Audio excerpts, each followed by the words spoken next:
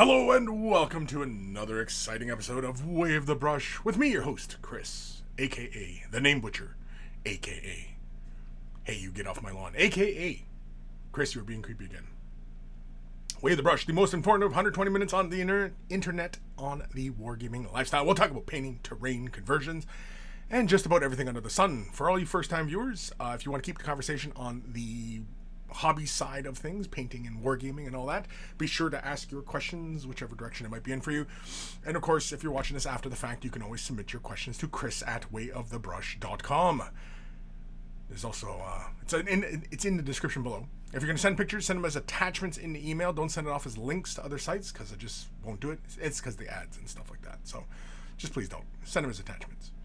Also in the description below is a link to wayofthebrush.com. Central hub of all this silliness has the links to all the social medias as well as Discord. Join us on Discord. It's a lot of fun. We keep the conversation rolling there. And so, yeah, we have various channels on various topics, and kind of like this show, it's all over this place and that place and other places. It's in every place all at once and yet nowhere. That's deep. We're already starting off the show pretty deep. Also, in the description below, you'll find links for t-shirts. Want to get yourself a t-shirt? Look like a connoisseur of all that is good and holy in this world. They're wearing a Way the Brush t-shirt. And if you purchase yourself a shirt, send a picture of yourself in your shirt, and I will add it to the Monkey Shrine, which is also at waythebrush.com. And you'll also find a link for Patreon. Huge thank you to all my patrons for your continued support, and all you brand new patrons. Huge, huge thank you. You guys allow me to continue to do this as a full-time gig, and so a huge thank you to everybody who supports and, just a huge thank you. If you're not able to support monetarily, i.e. money, thumbing up the video, liking, following, subscribing, commenting, ringing the bell, blah, blah, blah, blah, blah, algorithm gods be appeased. So, huge thank you to everybody who does that as well. It all takes a couple clicks of a button, and you're helping me out a great deal. So, huge thank you to everybody who does that as well. Big thank you to Carl, Guymere Alfer, Beer and Blood Bowl. It's a YouTube channel. Check it out. If you love yourself some beer, you love yourself some Blood Bowl, Beer and Blood Bowl is where it's at. We always take time to thank Carl, even though he is no longer with us, for taking the time out of his busy day to create the email jingles that play before the email segments of the show. And so always much love for Carl. And of course, speaking of love, much love to my baby brother Evan for creating the intro, outro music that plays at the begin and end of the show. And so always much love to my baby brother Evan. And if you're into beefcakes, give him a follow on Instagram. Or Rare Comics. If you're into Rare Comics, either one, Beefcake or Comics. Beefcake Comics. That should be his new handle, Beefcake Comics. I don't know if he draws, but if he did, that's what he should do. Beefcake Comics. EB Comics. It's in the description below. Check it out if you're into some rare comics. Rare. Not well done. Who's joining us? I can see Kim. Hey. Evan Belleau, what's up, everybody? Hey. Kim, that came twice. YouTube is not handling chats in the beginning too well, is it?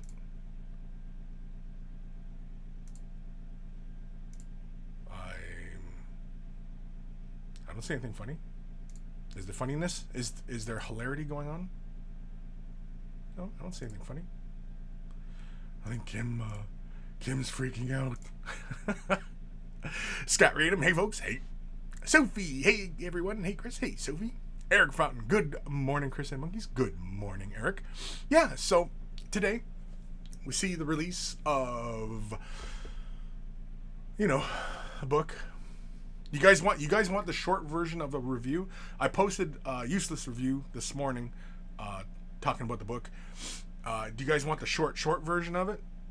Do you want the short version positive or the short negative? Which one? Let me know. I can give you the short version of the review of the book if you really want a short review. Maybe that'll be a new series. Short reviews. Basically 5-second reviews. Teldonator, hello there. Hello there.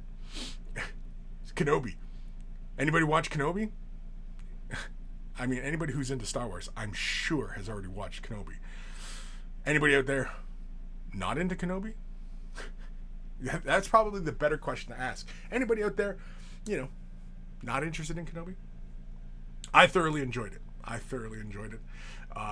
We've talked at length on previous shows, you know, my thoughts on was a Kenobi show necessary, and I'm still of the vein that it wasn't necessary, but it definitely was a lot of fun, and it definitely addresses some things. It ventures into some territory that I didn't know needed to be ventured into until we were in the adventure, and I was pleasantly surprised by that. And I liked that it didn't retcon anything, to my knowledge anyway. I mean, if we get really into the weeds about stuff, I'm sure there's complaints to be made, but there's always complaints to be made. But yeah, I thoroughly enjoyed it, and yeah, I was pleasantly surprised by it. I don't really want to spoil it, but I mean, if we're going to talk spoilers, we can talk spoilers. But yeah. Arturo Patet, hey there. Hey everyone. Hey. Eric Fountain, the short review of both. Okay, short review. Here we go. Okay, you guys ready? All right. The short review of Codex Chaos Space Marines. If you collect Chaos, buy the book. If you don't collect Chaos, don't buy the book. See? Pretty simple. Do you like reading stories? Well, then buy the book. If you don't, then don't buy the book. Me personally, I dig it. I've been perusing through it, and yeah, I keep hearing the calls of chaos calling me, and there's a big old box of Horus Heresy miniatures over there begging for me to do something with them. And it's like, man, do I? I don't know. I haven't even gotten through my Eldar yet. I'm still like Mogan Raw. I've got a few boxes of Guardians. What else do I got? Oh, the Shining Spears. I want to get the Shining Spears done. I want to get another box of Shining Spears. I just haven't gotten around to it, you know. Man, my Avatar. I still got to finish my Avatar. I got to finish my Shroud Runners. Yeah, there's a lot to do. I got a lot of painting to do. I got a lot to do. I got a lot on my plate. Scott Radom, 30K Death Guard project of mine is full go. Fun to paint an army for the first time in 15 years. Yeah, it's been 15 years since you've done an army. Wow. Are you planning on playing with them, or are you just gonna paint them up to a wonderful standard and display them on your shelf, or are you gonna bite the bullet and start expanding on your 30K Death Guard? Death Guard is a really great fun color scheme. I like when they're painted up, you know, in a clean fashion. I also like when they're all weathered up, and you know, you can see, like, you know, the rust runs in the armor, and you know what I mean, there's the corners are chipped and stuff like that. They just look really cool. Like them and World Eaters for 30K. I like the World Eaters because that color scheme basically inspired my Corpse Grinders, my Corpse Grinder cult for Necromunda. That color scheme for the 30K World Eaters, that was a bit of the inspiration for that, because I loved the lighter colors, you know, typically of, you know, kind of like good guys. You know what? I got my fan going, but I don't think I need it on. Oh, jeez, I cranked it. Hold on. There we go. Turn that off. Yeah, like the World Eaters, you know, because they got that nice white armor with the nice light blue shoulder pads, and then they're just splattered with freaking blood, and I'm in for that. And my Corpse Grinders, yeah, it was a similar thing with them as well. I like the idea of the lighter colors, and then they're just splattered with blood, and, you know. Anyway. Getting all excited talking about splattered blood. Kim, don't spoil the Kenobi show. I only watched the 3 first episodes. Oh, okay. Yeah. So far, well, it's only 6 episodes, but every episode's really good, and yeah, I thoroughly enjoyed Kenobi. And do they need more Kenobi? I don't think so. Ewan talks like he's got more Kenobi episodes in him, but who knows, right? Who knows? Hucka hey. Hey, Kris. And 2 a.m. Sunday morning here. And haha, after your last stream where you were a little sick, I got the Rona. Did you send it my way? If I sent you the Rona And I'm pretty sure, Huck, you're in Australia, are you not? Or New Zealand? Somewhere around those parts. If I sent it that far, then I truly am the hive spore. I am the harvester, the destroyer, the destroyer hive. I'm typhus. I'm typhus. Kim, I'm going to get the new Chaos book. I probably got about 8K, 10K of Chaos at this point. Oh yeah? Wow.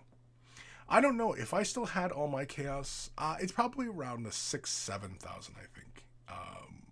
Yeah, it was somewhere around that. Probably not quite that much. In the old rules, that was easy to do because, a squad of Space Marines was 300 points, right? So it wasn't too hard to get up to 6K kind of thing. But yeah. But mine was a lot of infantry. I didn't do a lot of the tanks at the time, because it was still 2nd edition when I was playing Chaos and everything like that. But yeah. Scott Radom, playing 30K, painting is so-so, airbrush for the first time, well, way back, oil paint streaks, lots of shortcuts. I'll send pics in an email. I tagged an IG pose, but might not do that right. Yeah, if you want me to see it on the Instagram, you can tag me. That's perfectly fine as well. Or use the hashtag way of the brush. Just use the hashtag. Just do the hashtag # way of the brush, and yeah, I'll see it, because then I'll definitely get it. I'll get to it when we do the Instagram stuff, and we'll have a peek at it. Again, though, if you want me to, have some comments for it, then, send me an email, of course, as per usual. Just because, when people are sharing their work on the Instagrams, I don't really want to be too critical about stuff, because again, a lot of times everybody's sharing on Instagram, and they're just sharing. They're just, putting it out there. It's not an invitation for people to be critical about the work. It's just out there. It's just a nice pic. That's all it is. Can't we just post nice pics and just say, "Oh, nice pic"? Do we always have to have this analytical discussion about pieces that we see in every single image? Let's leave that stuff to the AI. The voice of the Emperor. Hey, long time no see live. Been busy working, currently putting a Kratos tank together. Lovely kit. You had a chance to look at any of the new contrast stuff? Have I had a chance to look at any of the new contrast stuff? A look at? Sure. Everything that they've been posting on the Warhammer community site. And I did see a few content creators posting their opinions on the contrast paints. So, yeah. I didn't look too deeply into them, but yeah, I seen Pete the Wargamer and Eve, Twitch streamer. She also does a lot of Twitter stuff as well. I seen she was showcasing some stuff, but those are the only two I seen: Pete the Wargamer and her. That was it. But yeah, but I'm pretty sure Pete. Yeah. Eric Fountain. I'm so far behind on my painting and all the new TV series that have come out. 14-hour work days really sucks. Oof. Yeah, that's a long day. That's a long day. Yeah, well, I mean, that's the fun about TV shows, right? I mean, you just add it to your, your watch later list, whatever app. Usually all the apps have, little buttons to, watch later kind of thing. And you just watch them when you got time, right? But yeah, there are a lot of TV shows. Been watching The Boys. Been thoroughly enjoying that. A lot of hype. I don't know how many of you out there are watching The Boys, but yeah, a lot of hype surrounding the last episode, and I feel the hype was overblown. It was not as, grandiose as everybody would seem to be making it out to be. I thought the very first episode of season 3 was far more, oh my god, than this last episode. I mean, it was a good episode, don't get me wrong, it was good, but yeah. And I hope we don't get into a whole thing with the show as far as it being more and more outrageous, because then the show kind of loses the message, loses the plot, as it were, if it's just about the gore and the sex and, you know.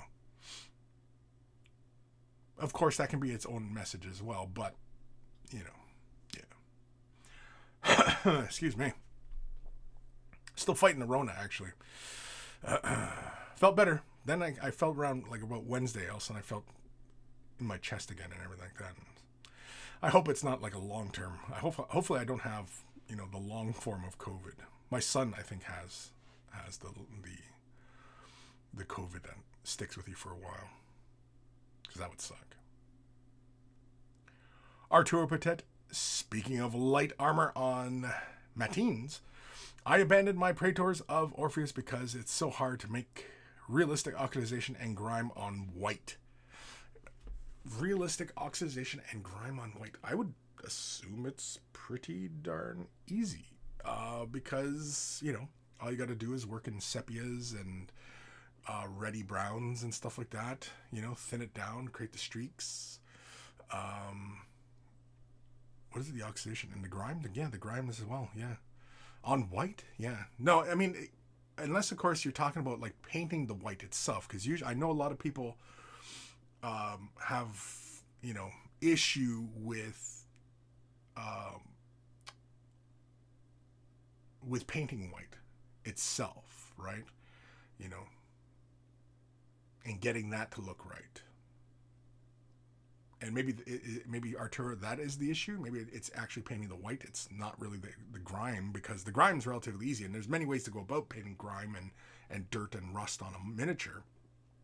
But yeah, on white, yeah, it's super easy. I mean, any really, really light value color, you know, is going to really show off the streaking and the grime and, you know, all these, you know, effects, chipping and all that. Like, it's relatively easy. Even black, really, really bright, really, really dark. Yeah, you can show it in various ways, right? Because even with dark colors, with dirt and stuff like that, you can have like very light browns, you know, almost khaki-like colors in the recesses, and it just gives a very dusty, dirty appearance, right? So there's many ways to accomplish it. But yeah, I suspect maybe Arturo, it's actually the white, the painting of the white that is hanging you up. I mean, if that's the case, then we can help. We can help. We have the technology. We can rebuild them.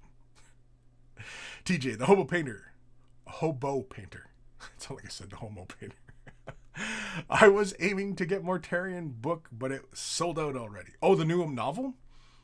Yeah, I seen that. Because I did a quick little thing over on the quick little peek over at the Games Workshop side of things. Yeah, the Mortarion, the Pale King. That's already sold out. Damn. Must be a good book. It's got a nice cover. The collector's edition looks cool. The limited edition there? Yeah, that looks cool. We'll jump over that in a moment. I'm just going to quickly try and catch up on some of these comments here. Kim, the Mortarion book will probably come as an audiobook very soon. I'm waiting on that. I spent the whole day looking at reviews of the new contrast paints and shades. Cool. The whole day. Oh, yeah. Well, you've been up earlier than me. That's right. Different time zones. Right. Different time zones. Okay. Hey. Yeah, Oz. I will get everyone now. No, Wuhan is not the problem. Nearly wiped out Jazz's studio for the week, but Dave messed up. Unfortunately, no one else got it. Free from isolation when I get up, so looking forward to catching a movie. Cool. Very cool. Kim, Pete, Juan Hedago, Ninjon, and a few others have done reviews. Yeah. I suspect that occurred when everybody was there for the Warhammer Fest, Warhammer World for Horse Heresy weekend thing. And that was a long ass thing. But yeah, I assume that's when it occurred. Scott Radum. I'm like 28 days COVID clean and still not back to normal. Triple vaxxed, and it just ate my energy. T's and P's, bruh. T's and P's. What's T's and P's mean? T's and P's, bruh. T's and P's. I don't know what that means. That must be a prairie expression. That must be something that people say out in the prairies. I mean, what else are you going to do out in the prairies? It's all flat. Goes on for miles. I can see why people think the Earth is flat, because the fucking prairies are just completely flat. And, yeah, there's nothing else to do. Can't stare at a beautiful skyline. I mean, other than the vast line.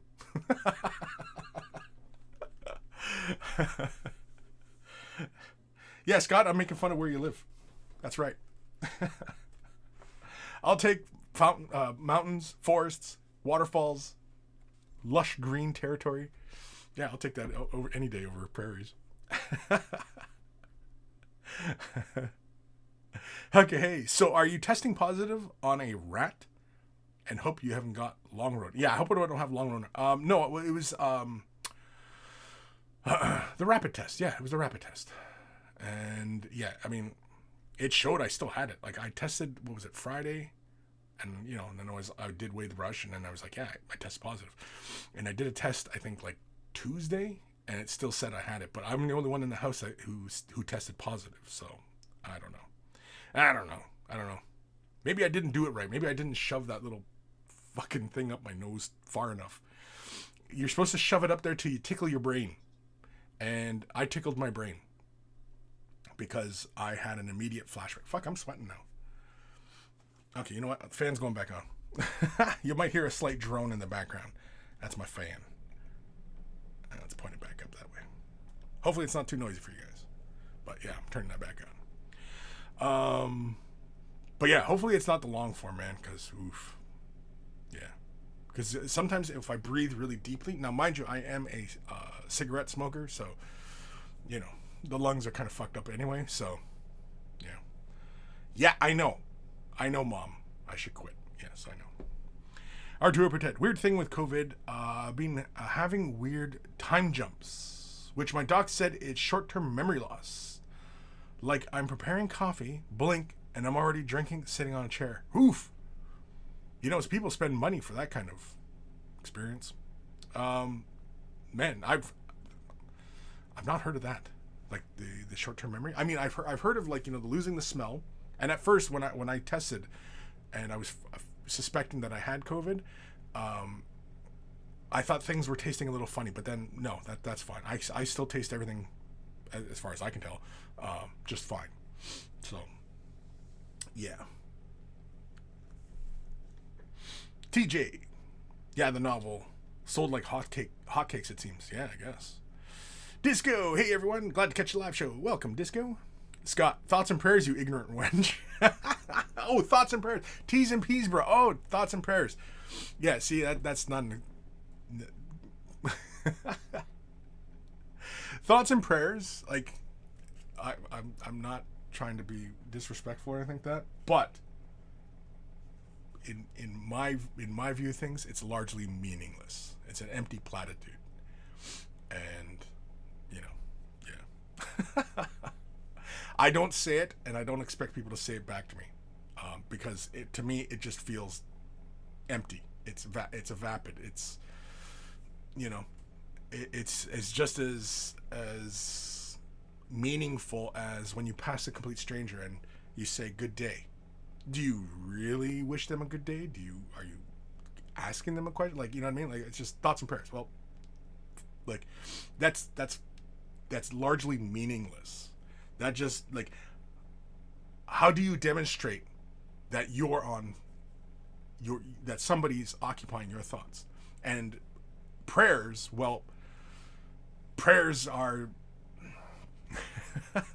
largely ineffective. So thoughts and prayers, it's from the way I see things, it's largely empty. So, but thank you. Arturo Patet. Good thing that the swab was nasal. Up the brain is so Slaneshi the other way. Yeah, I would have figured that if you're gonna really test COVID, right? You get that cotton swab and you just, you know, you just get the, you know, around your hoop, right? And you just, right? And you put that in and bang and then test it and yep, shit's fucked up, right? I would assume that's the better way to go about it, but, you know, what do I know, right? I'm not a fucking doctor. Sophie, never got COVID yet. It's been twice for you, Kris. Maybe the bad lungs from smoking helped you get it. Yep, stop smoking. Well, if the smoking The smoking doesn't help, obviously. And it does affect the respiratory system, right? So yes, the smoking definitely probably makes me more susceptible, right? And of course, there are other factors that obviously make a person susceptible to COVID, being age and health and all these other factors, right? Like as far as being, fatal and everything like that, right? But yeah, I don't know. Catching it twice, I mean, like, I have 3 family members that go out into the public, and, my daughter works at McDonald's. She sees people all day. She's in somewhat close proximity with people. She wears a mask at work and everything like that, but, yeah. And personally, I think anybody in the service industry, moving forward, they should always be in masks, regardless of a pandemic or not. Anybody who's around your food, right? Because people who work in kitchens, right, they have to wear hairnets, right? If a doctor has to mask up when working in close proximity to you and working on open wounds and stuff, people who serve you food, droplets, sweat, all these things come around your food, right? That's all. Those are all avenues for transmission. And so I think a lot of people in the service industry, they should all be in masks or some sort of PPE. Because, just to stop even just the common cold from moving around the population as freely as it does. Like, yeah, it's still going to move around the population, but you can at least limit how much of it is. And then, of course, on the individual themselves, of course, washing your hands, not touching your face, and all these, practices definitely will keep you not safe, but reduce the risk of catching these infections, especially for people who are susceptible. But yeah, I think the food industry, 100%, they should always be in wearing surgical masks and or some sort of protection equipment. William Anderson, my wife and I have gotten it twice without even much contact with other people, and after 3 shots, I think it's mostly luck. Yeah, that too. And again, it's your own personal habits as well, right? I mean, like right now, as far as things go, I mean, like the shit doesn't fly through the air, right? And it's only through close contact, droplets on surfaces and stuff like that. And if you're the kind of person that touches countertops, stuff like that, then end up touching your nose, touching your eye, putting your fingers in your mouth, all that kind of stuff, yeah, you increase the odds of any of those viruses and bacteria getting into your system. Never mind COVID, just any, really. So it's just a good habit to be in, as far as I'm concerned. Kim, I smoke all the time and I'm out and about all the time. So is my family, and I've only had COVID once, and it was a fever for 3 days and it was over. Oh yeah, you had a fever? Oof. Yeah, I don't like fevers. I turn into the biggest baby when I have a fever. Oh, I just want to curl up and die. That's it. And that was about 2 years into the pandemic. Yeah, jeez Louise. Disco, 3 times COVID for me. Every time's different. I think I've had one of each variant. It's like Pokemon. You're gonna collect them all. First time, no symptoms at all apart from a sore throat. Second time, written off badly. Third time, bad cold symptoms. Wow. Yeah.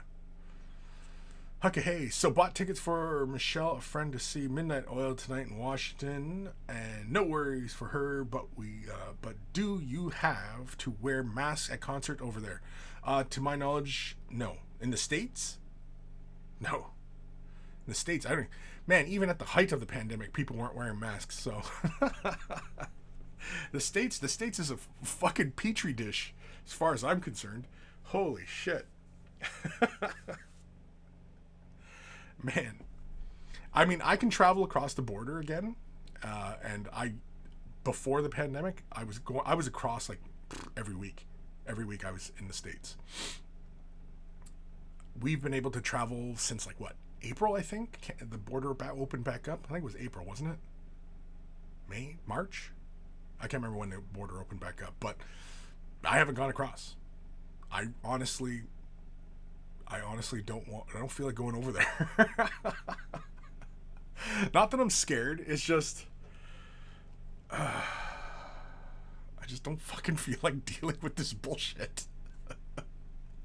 That's pretty much where I'm at right now. I just don't feel like dealing with this bullshit. It's just, it's so annoying. It's so annoying, and it's a hassle. It's a hassle.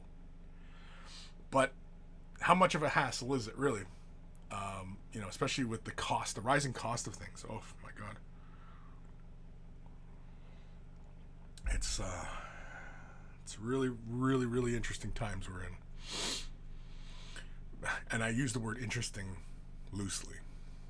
Zero's hobby. What up, Kris? What up? What up? What up?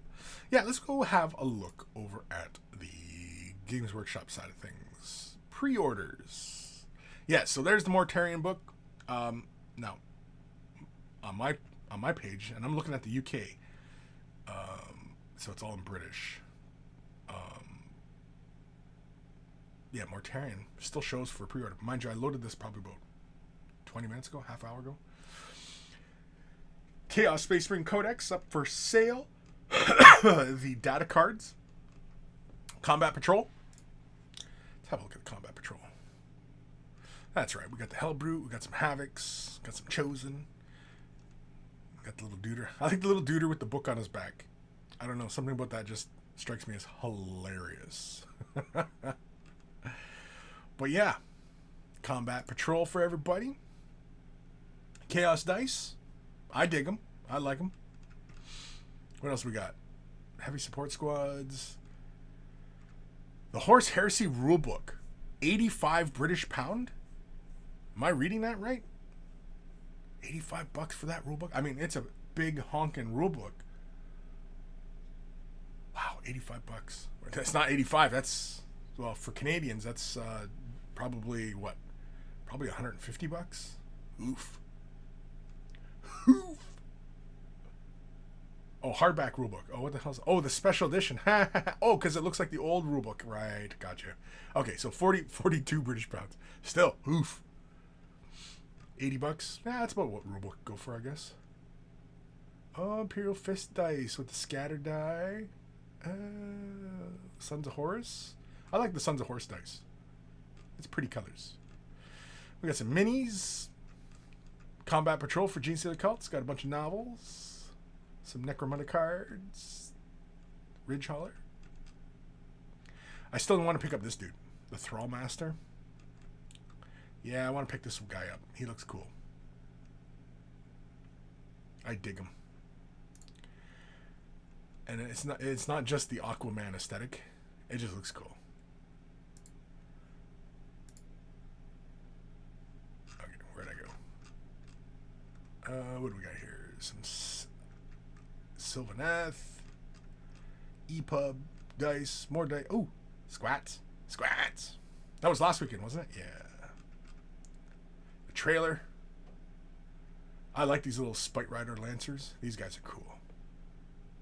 It's tempting to pick up a set and just convert them. It is tempting. Ooh, the Sylvaneth Limited Edition Battle Tome looks cool. I like the look of that. Ridge Hauler. Gonna have to pick that up at some point. Just gonna have to. Yeah. So it's really chaos, right? It's a lot of chaos. Very, very cool. I'm kind of surprised. Well, I guess I shouldn't say surprised, but that we didn't get more on the cultist they showed, the possessed models, yeah, all those miniatures, right? So yeah, I'm kind of surprised that we haven't seen those yet. But whatever. Scott, I got my COVID in the States. Vegas, baby. Also, Midnight Oil. Now, there's a name I haven't heard in ages. Oh, I know. T's and P's for the band to have a great show. T's and P's. Are we just going to keep saying that today, Scott? Don't keep saying it, because then I'll end up saying it. And then people will be looking at me like, T's and P's. What the fuck are you on? Okay, hey. Shit ringing her now to make sure she wears one. That's how I got at a music concert, so it wasn't you. Oh, okay. TJ, try clicking pre-order. It also showed like that for me, but it's no longer available. Same with the limited edition Chaos Codex. Oh yeah, okay. Well, let me refresh the page. Let me see. No, it still shows. I refreshed the page. Shows Mortarion, limited edition Mortarion. I didn't see the regular Mortarion. Where's the Mortarion book now? Or was it something that was released last week? No. I went through the whole page again. Everything. I refreshed the page, and Mortarion the Pale King limited edition is the only book I'm seeing of that Mortarion. Was that released this week, or was that released last week and it's still up? Because I see some stuff that was like last week that's still up on the pre-order stuff, so I don't know. William Anderson, I picked up the Sons of Horus dice just because they're very nice looking. Maybe I'll start Sons of Horus someday. You should. I mean, honestly, the Sons of Horus color scheme, it's one of the rare color schemes that isn't repeated in the miniature line. Like, what other army has the Sons of Horus color scheme, right? Like Imperial Fists, there's yellow, right? Ultramarines, it's blue, right? Blood Angels, red, right? And there's other chapters that have, you know, those colors. But the Sons of Horus, you know, they're kind of unique. I mean, now I'm not the Space Marine expert, but what other legion or chapter has that same color scheme, or very, very close color scheme? You know what I mean? Like, so going Sons of Horus, I mean, yeah, go for it. And I'm pretty sure Games Workshop makes that paint. In fact, I think they have 2 paints that are designed for it, aren't they? Now I'm in the paints right now. Now I'm in the paints. What would that be? In the turquoise? No, turquoise shows only 1. So it's probably in the green. Oh, green has 55 colors in green. You got 55 colors of green? That's kind of hilarious to me. It's 55 colors of green. All right. What do we got for the greens? I assume it's the greens, right? Because I'd imagine Kalia Green Shade would be a good shading color for Sons of Horus.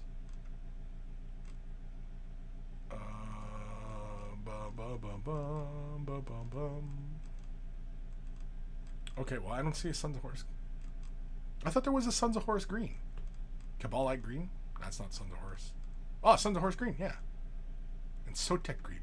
You know, it actually, like, when you look at it on the Games Workshop site, it actually looks more like the turquoise color. Like, why is turquoise only one color, yet Sotek green is green? When really it's more of a turquoise, right? It's a blue-green. I mean, you know, call me crazy. But yeah, Sons of Horus green. And then you have Sotek green, right? Then we got Stegodon Scale green. And Sons of Horus green and Stegodon Scale green look pretty darn close, judging by, you know, their colors, right? Lupercal green. There we go. So do you start off with that? Lupercal green? I'm kind of curious now. You know what? I don't have these colors. Maybe I'll have to pick these up. Especially if... Oh, man. I got all those Space Marines. I keep talking about how nice the color scheme is. Maybe I should do my Horus Heresy box, Sons of Horus.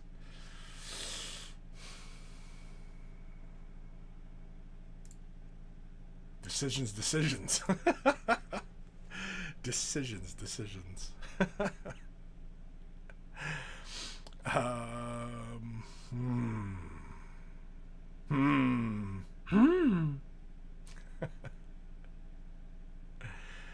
Oh man, where the hell am I in these comments here? Kim started working on the new Chaos Knights, sprayed the skeleton with that new AK Interactive Super Chrome. Oh yeah? Did you post pictures in Discord? I seen like a picture of it assembled, but I didn't see pictures of it in Chrome. If you did, yeah, I'll have to check the Discord again. But yeah, anybody who, you know, who isn't part of the Discord, yeah, Kim shares a lot. There's quite a few of you out there that do a lot of sharing, which I'm thankful for, because yeah, it's nice to see you guys doing stuff and, you know, just having fun, and yeah. So please feel free to share your efforts on the Discord or anywhere. for that matter. Oh, TJ. Oh, TJ's hopping in. Awesome, TJ.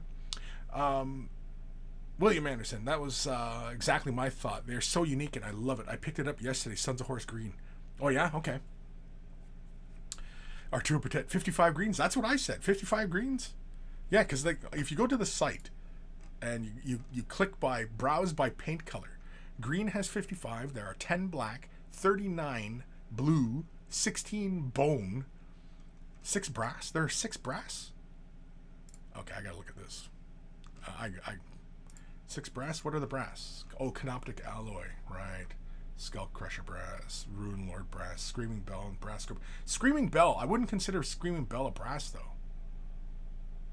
I consider Screaming Bell copper. But there is a copper. Hash Shut copper and Fulgrite copper. Okay. All right. Brown, 48. There are 48 browns. Gray, there's 34. Red, 23. Only 23 red. Like, there's more blue than red. And I find that hilarious. Silvers, there's 14 silver? Are you kidding me? Okay, get rid of copper. No. Fucking page. Page has failed me now. Sweet. 14 silver. Let's go. Let's go. Oh, right, because they count the spray and then the air as well. Because you have Lead Belcher, Ironbreaker, Runefang, Stormhost, Grey Knights, Iron Warriors? Is Iron Warriors darker than Lead Belcher? Kind of looks like that's what they're showing, eh? Right? I don't have Iron Warriors. Damn it, no. Damn it, am I going to have to go pick up paint? Iron Warriors is darker than Lead Belcher? Is it? Anybody can anybody confirm that for me? Iron Hands. See, they look like they have a slight brown cast to them, right? Like, see, like the regular silvers have this kind of gray. Grey Knights has that slight blue tinge to it, which makes sense because when you see it on the models, right, it has that slight blue cast. So does Iron Warriors have more of a brown cast to it? And Iron Hands as well? Anybody have Iron Warriors and do a side by side with Lead Belcher? Are they this like, is Iron Warriors darker? I'm curious now. Not that curious, but I'm curious. William Anderson, yeah, it is darker. Use it for your Chaos Armies and bunch. Okay, interesting. Evan Belleau, Way of the Brush, episode 383. T's and P's, bro. You know what? Yeah, T's and P's, bro. We're doing it. We're doing it. We'll do it live. T's and P's, bro. So, Evan Belleau wins, but really it was Scott's comment. T's and P's, bro.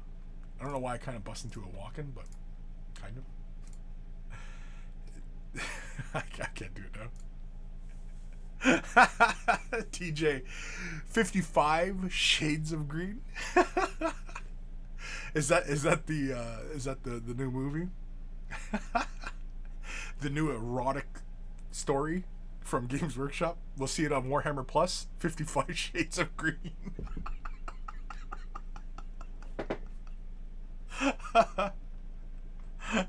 Coming to Warhammer Plus. Will it be animated? Will it be animated or live action? Kim. No, I have not posted pics yet. Did it like 5 minutes ago. We'll post them now. Yeah. Well, don't rush. But yeah. Don't rush, man. Don't rush. You don't rush good work, right? Kim. Yeah. Iron Hands Steel is the darkest of the GW silvers. Iron Hands is the darkest? Because that looked like Iron Warriors was the darkest. Iron Hands? Or are we saying steel or silvers as opposed to like Lead Belcher, which is more of a dark metal, like a gun metal? Is that what you're meaning? I'm going to assume that's what you're meaning. I'm just going to pretend that's what you're meaning. Arturo. In the old times, I had to mix paints to obtain lighter or darker colors, kids. And if you didn't have a brown, you made some. Come on, 55 greens? Yeah, exactly. Kim, Iron Warrior. Sorry, I got the name wrong. Iron Hands is a bit lighter. Yeah, that's what it looks like. So it looks a bit darker, but on the color swatch on the site, it shows like more like it has like a bit of a brown cast to it.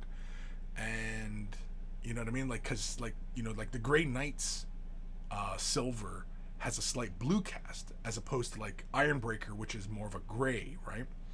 So yeah, interesting. I had no idea Iron Warriors was a thing.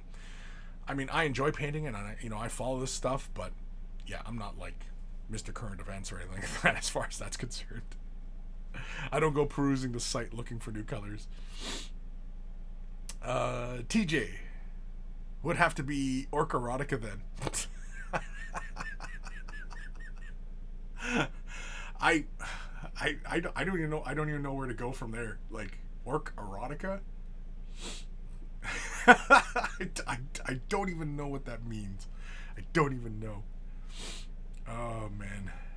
Evan Belleau, 50 Shades of Green, the new Nurgle erotic thriller from Citadel Press, coming to a free clinic near you.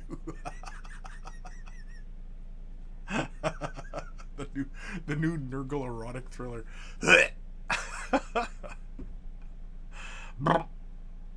Sophie, what's T's and P's? Oh, come on, Sophie, we were just talking about that.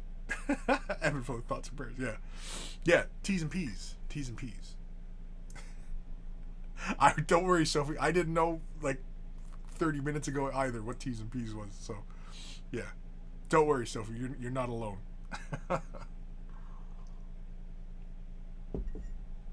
All right, let's jump over to Instagram. Because we can, we shall. And I think we have a few. Don't we? Isn't there a few? There's a few.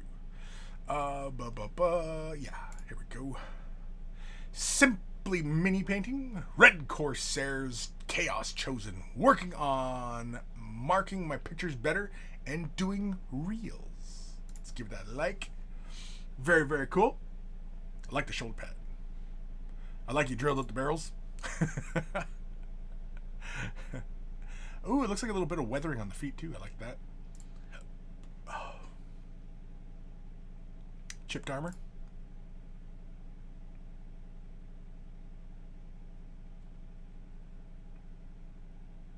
Yeah, very, very cool. I digs.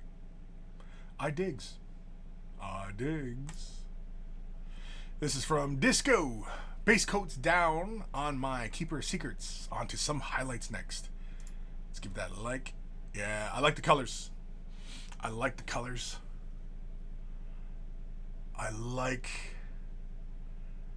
how it transitions into that blue to the yellow, and it's a very short transition of green.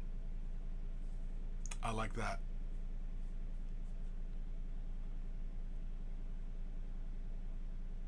The purple to the blue looks really good too. It seems like a really interesting color scheme.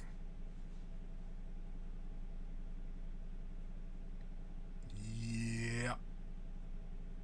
I dig it. Oh, is that it? Just 2 pictures? Aw. I wanted more, Disco. Damn it. Leave me hanging. This was all just a big tease. Whoop.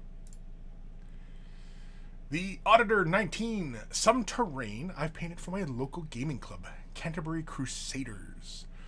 Zenithal grey base with dry brush of white, followed by contrast paint for all the colours. Mainly Flesh Terrors red, Argyros Dune, Skeleton Horde, Basilicum grey, and Black Templar. Not sure why I'm reading it in that voice, but dry brush on the red with Walrider red and metal areas with old Citadel chainmail.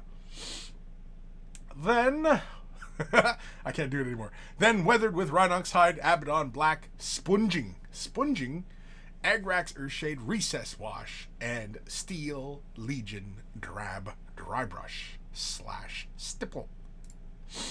Very, very cool. Straightforward. That's a lot of steps. I don't know if I'd go through that many steps. I like the weathering at the top. I like that. At the bottom it works well as well. But I like it. I like how it looks on the top though. Like around the cracks in the brakes. I like that. Yeah.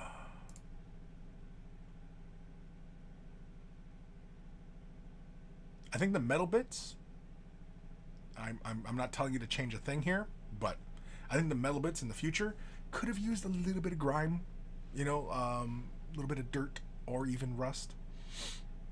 Just saying. I like the color scheme too. It's actually very interesting. You don't see a lot of the terrain getting done up in lighter values. Everybody always goes with just a gray, that stone kind of Space Wolf gray coloring. Gets a little frickin' boring, you know. By the way, Games Workshop, when are we getting Eldar terrain? Just saying. Just throwing that out there. Just asking questions. I'm just asking questions. I would love some Eldar terrain. Just saying. Ooh, look at this piece. I like that internal buttress. That's really cool.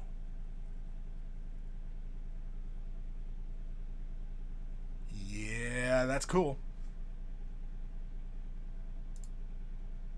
Cool is cool.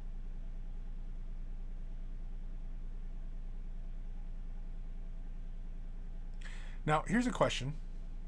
You see on the windows, they got those big fans. Or at least what I assume are big fans. How many smelly masses did this building once hold that they said, you know what, geez Louise, we got to install some fans, man. These people are rank. Or is that what they commonly refer to as the unwashed masses?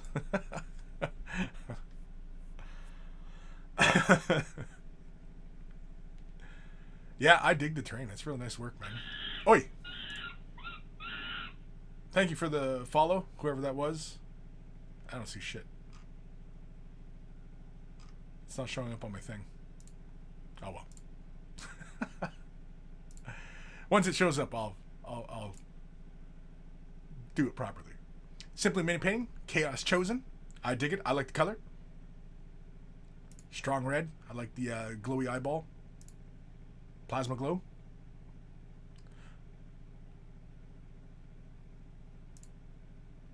Yeah. Free-handed symbols too. Oh yeah, because this is the red Corsairs. That's right. I remember things. Yep. Very cool.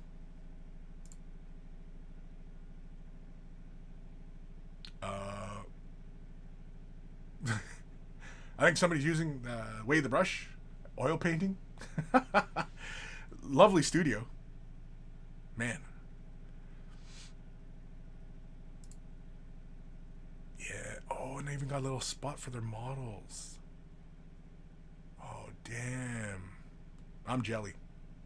It's a lovely workspace. Nice. This reminds me. I should get my oil paints out. Nice proper palette.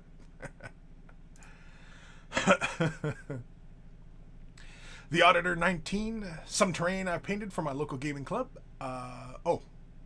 Basically same steps. Very cool. A little bit of rubble. Did you glue that grit in, or is that grit sculpted onto terrain? Like the really textured dirt bits? That almost looks like you glued sand on it. But it could be sculpted. Or is it all custom made?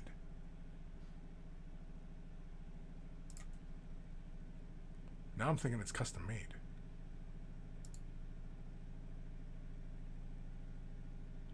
Yep. Me diggy. Me likey. Yeah, I like these white walls with the red windows. It's a nice visual break from the usual.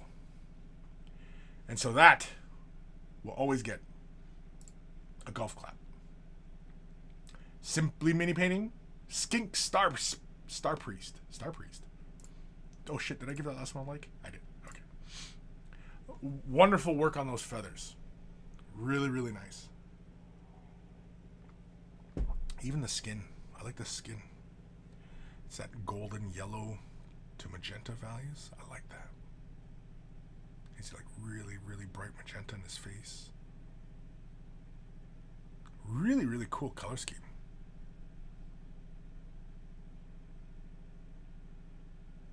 It's almost familiar. I can't place it though. That deep magenta value to a bright pink almost, with the really warm yellow orange value. Yeah, it's wonderful work on the feathers. I love the texture on the feathers. That's awesome.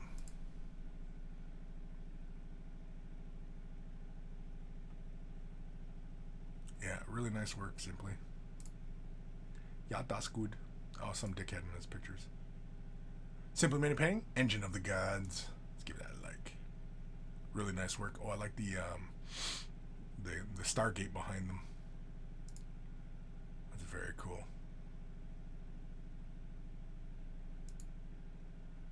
Yeah, that's really cool.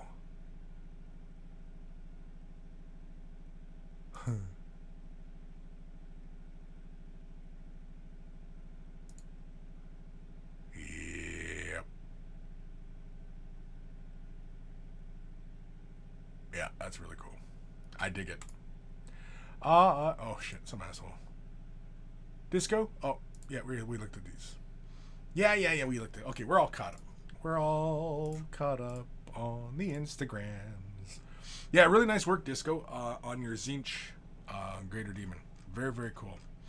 And yeah, I'm just quickly kind of scanning through here. I'm just making sure that there wasn't any that I did miss, and it does not really appear to be. So we will keep it at that. Very, very cool. Let's go back to this page. I'm kind of curious. What time are we at? Oh, we're almost at 1 o'clock. Okay. I'm just kind of curious to see if or what the cost is of that rule book, because hoof. I mean, just for my own curiosity, you know, just hoof. TJ, time to go, Kris. Beat that stupid Rona, because I'm looking forward to many more Ways of the Brush. Best of wishes to the other peeps struggling with it. Happy time zone. T's and P's. You guys are all you're all a bunch of dickheads.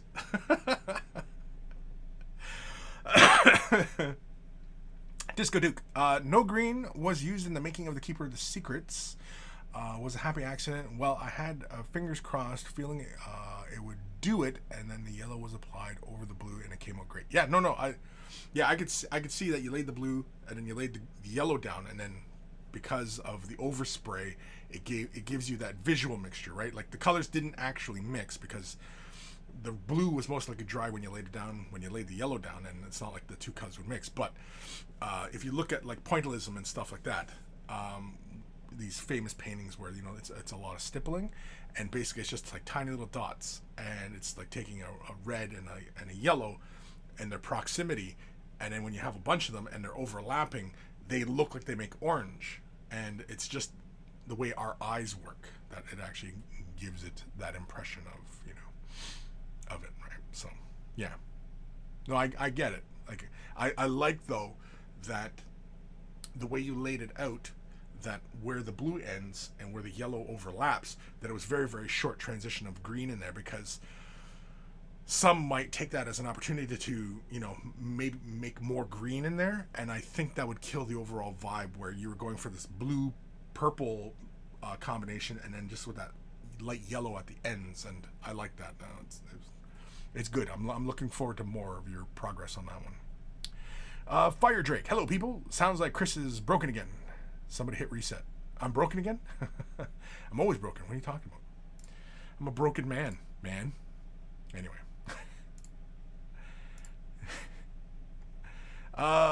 Pre-order. Let's go. Canadian. I'm on the Canadian side of things now. Well, I always was. So Mortarion, yeah, Mortarion shows up on the Canadian site. It's 80 bones Canadian. Collector's Edition Chaos Codex is 110 Canadian. Combat Patrol is 180. 170 for the Horse Heresy Age of Darkness Rulebook Special Edition. 170 bones. 85 for the core rulebook. Yeah, that's about what they go for. About $80. 50 bones for the dice.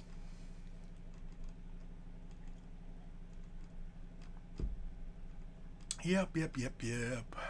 38 for that Thrallmaster. Maybe.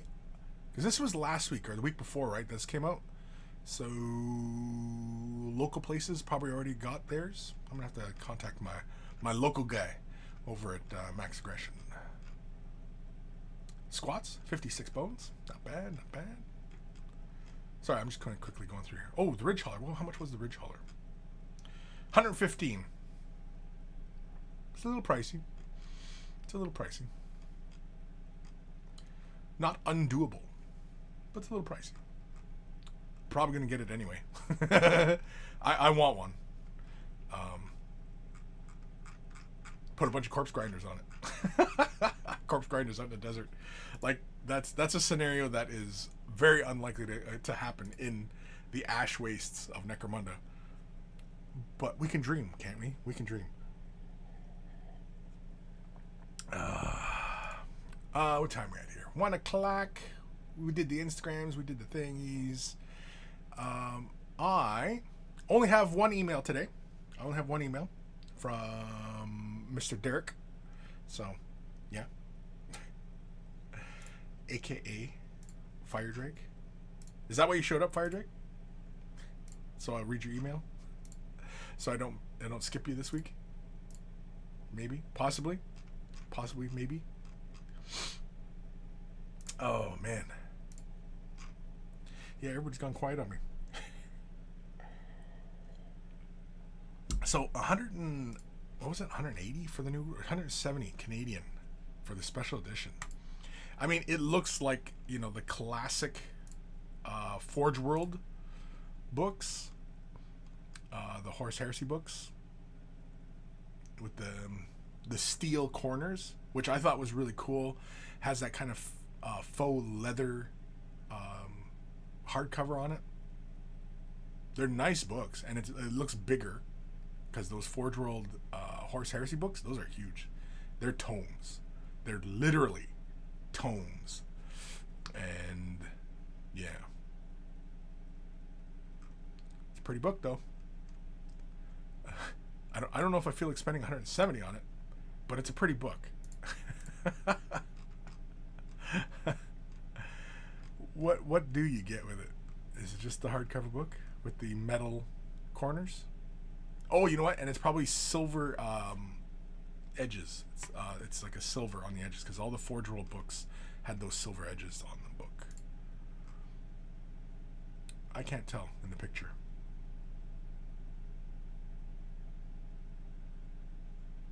It's hard to tell in the pictures if the edges are silver on the pages. And I don't know if it says. I'm sure it probably does say somewhere. But there's like a wall of text in the description for it. Oh, wait, here we go. So about this edition, this special edition of Warhammer, the Horus Heresy Age of Darkness rulebook is here presented in luxurious hardback edition with bonded leather covers and ribbed spine. Ribbed for her pleasure. The title is picked out in silver, which matches the printed page edges. There it is. Metal corner protectors bearing the Imperial Aquila feature on the front and back covers, and a black ribbon page marker will help you keep your playster. It says black. In the picture it shows red. Which is it, G-dubs? Red or black? Because in the pictures it shows red. Right? The page marker, the bookmark, it's red. I mean, unless I'm colorblind, that marker is red. But when you go down to the description, where is it? Where's the description? About this edition, there it is. It says black page marker. We got him. We got him.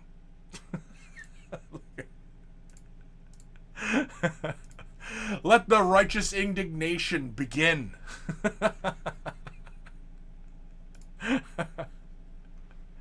Oh, fuck. I swear to God. I swear to God, sometimes living on this planet is just too much at times. It is just too much at times. And yeah, I just the fucking just, you know, it truly is a lovely planet to live on. The only thing that fucks it up is the people. The large amounts of people. That's the only thing that fucks it all up. Oh, fuck. Anyway. Where the hell am I in these comments here? Scott Radham. I fired off an email with the Death Guard stuff. Oh, did you? Okay, cool. I wasn't calling for more emails. I wasn't saying, like, you know, send me more emails. I don't see shit. Hold on. I refreshed. Oh. Yeah, and now I see it. Oh! Yeah. We're going to have fun with that. We will enjoy it. We will enjoy it. Kim, I have not painted shit for almost a month now. Nothing to send emails about. You just said you were working on your Chaos Titan. Lies! Liar! The Anakin meme? Liar! Anyway. Sophie, wonder if they'll redo 40k Morty or stick with doing Horus Morty, as I've not built my 40k Morty yet. Morty? I'm going to assume Mortarian we're talking about. Yeah, it's kind of a thing, like, as far as, like, with the Horus Heresy, and, you know, them making this kind of thing with, you know, making a whole box set and making the vehicles into plastics, and, you know, it begs the question, are we going to see the Primarchs in plastic? I kind of doubt it. I mean, for them to do them all in plastics, I could see that being like 5 years. 5 years from now, maybe. Getting a 40k version of them, well, obviously we already have them.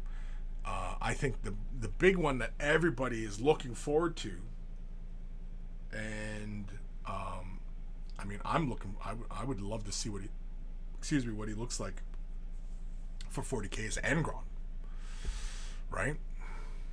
Because he's going to be a big Space Marine bloodthirster, essentially. At least if what he looks like in the old epic version of him, which is basically like a big devil. I can see, though, looking more like a bloodthirster, but with Space Marine armor parts, and that would look fucking badass. A bloodthirster with Space Marine armor, that would look cool. You know, kind of like how Mortarion looks like he's still Mortarion with his armor and everything like that, right? But I think like an Angron, yeah, I think that would look really cool. And who knows? We're getting a Codex World Eaters, right? So who knows? Who knows? Well, I'm sure Games Workshop knows. I'm sure they know. And they're like, yeah, no, it's not happening. Not anytime soon. It's not happening. Fire Drake, I'm on a Mordenheim kick. Watching battle reports. I missed that game. Mordenheim? Yeah. I only ever played, I think, 1 or 2 games of it. It was just more like demo games.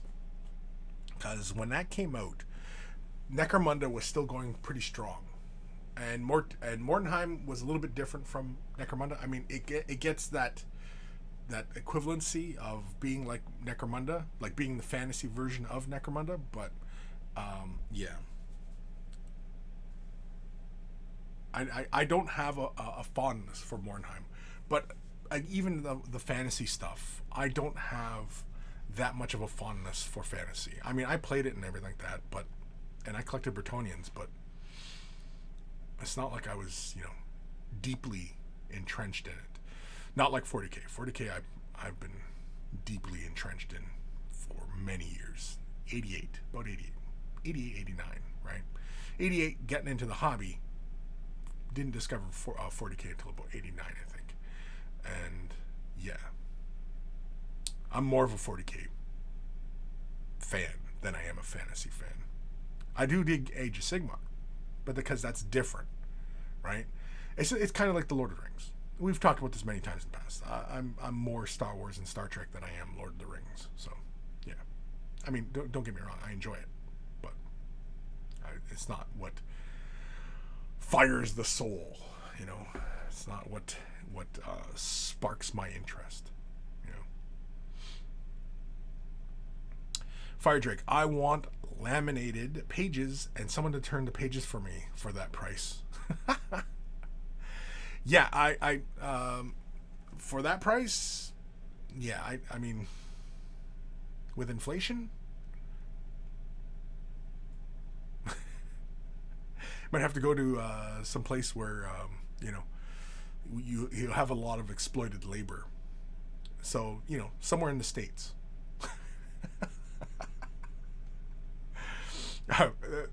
It's not a dig at the States. It's exploited laborers everywhere, man. Because Fire Drake, you're in Tennessee, right? You're in Tennessee. I don't want to think about what's going on in the woods of Tennessee. Anyway, Fire Drake, I would live out in the woods if I could, but I like stuff, and bears think I'm delicious. What kind of bears? What kind of bears are we talking about? I'm just saying. Kim. The last thing I painted was Mortarion for 40K. After that, I have not painted anything before I started the night today. Oh, really? Wow. Yeah, so you've had a bit of a break. So I'm going to assume, Kim, you've been busy, man. I assume, right? Fire Drake, Angron would be cool just as a mass of meat with chain axes running at you. Yeah, but when I picture Angron, I don't quite picture the head because, like, would he have horns? Or would he have, like, something that looked kind of like, almost like Karn's helmet, right? Like he'd have like those big, you know, the infamous Khorne, you know, weather vane kind of things on his helmet? Or would he have both versions, right? Would he have like a bestial type of face? Or would he still have like a face like a human? Or would he have like the, you know, like the Berserker helmet, you know? But I still pictured like the Space Marine armor, right? The big shoulder pads and, you know, all the elements of a Space Marine suit, but then he'd have like the big wings, and he'd have like a big fuck off Khorne axe, and or maybe the Khorne whip, and you know what I mean, like all the like I'm picturing basically a bloodthirster in Space Marine armor. That's what I picture when I picture Angron. The only thing is where I'm getting a little fuzzy is at the head. Does he have a man's face? Does he have like a beast face? Or does he have like the helmet with the big Khorne, you know, antennas? What are those things called on the Khorne helmets? What are those called? Like, what is the name? What is the proper name for it? I'm doing this to mime the Khorne helmets, but what is that called? That element on a helmet. And if you say fucking horns, I swear to God, I'm gonna boot you from the chat. You'll get such a boot. Disco, I'm on a bolt action kick at the moment. Just building a modular board, finishing the first section. I'll share it on Discord. Yeah, please, everybody, whatever you're working on, doesn't have to be 40K or even Games Workshop related. Whatever you're working on, miniatures, models, terrain, even paintings, drawings. Plenty of you share your drawings on Discord as well. Feel free to share any and all things, anything and everything creative that you are passionate about. I fully encourage sharing of those things. Sophie, just thought a special edition box set of the Emperor and the Primarchs would be so fantastically awesomeness of hobby happiness. The Emperor and the Primarchs? Oof, that's going to be a pricey box. I mean, that box would be cool. But that's going to be an expensive box. That's like, I don't even know. I don't even want to fathom a guess. Because you're talking about what, 19 models? The Emperor plus 18? right? And they all sell roughly for about what is Forge World currently selling a Primarch for? Now I got to find out. Forge World. How much is a Primarch right now? Let's see, because this will be the indicator, right? Forge World. Can we just get a Primarch? Just give me a fucking Primarch, please. All right, so Jagati Khan, Jaghati. Anyway, the Khan Primarch of the White Scars, 178 Canadian, 188 for Lionel Johnson, 142 for Fulgrim. So let's just say split difference 160. Let's say 160 average per Primarch. And let's say the Emperor is going to be about a $200 model, just because it's the Emperor, right? So 160 multiplied by 18 plus, let's say, a flat 200 for the Emperor, you're looking at $3,080 Canadian. Who the fuck is going to spend that? I mean, it'd be fantastic, but holy shit. I don't know who's got that kind of extra cash lying around just to spend on some pretty figures. Hoof. I mean, unless Sophie, you win the lottery or something, then by all means. But I mean, there's nothing stopping you from doing it now. The only thing is there's no Emperor model. Are all the Primarchs done? Are all Primarchs done? They've all been done, right? Am I seeing this correctly?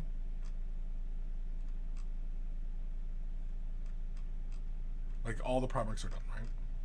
I think so. I couldn't tell you. Sorry, I'm looking at all the characters here.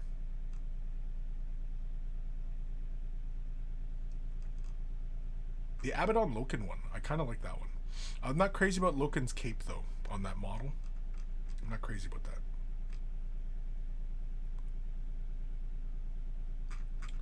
But yeah, all the Primarchs have been done, right? Alright, I gotta fucking count them now. 1, 2, 3, 4, 5, 6, 7, 8, 9, 12, 15.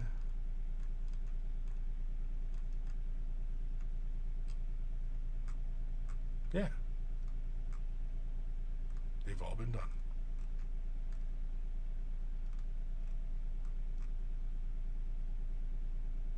Right? I still don't even know. I fucking counted, but the Alpha Legion one fucked me up. Oh no, because yeah, okay, so no, that's only 17. Ooh, that's 17. Who's the Primarch missing? Am I seeing that right? Fuck.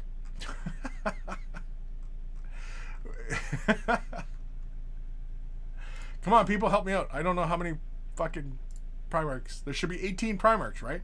There should be 18 for the Horus Heresy series from Forge World.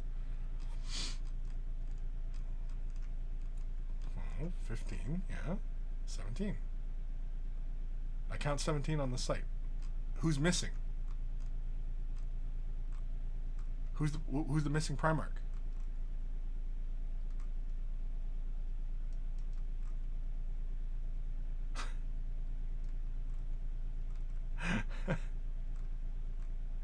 Okay, so is there something wrong with my math? Who's the missing Primarch? I'm only counting 17 Primarchs. Yeah, I realize there's 18 Primarchs. Thank you, Fire Drake. Kim, think it's 19 Primarchs. 19 Primarchs? Where are there fucking 19? There's only 17. There should only be 18 Primarchs. But on the site, I'm counting 17. Who's the missing Primarch?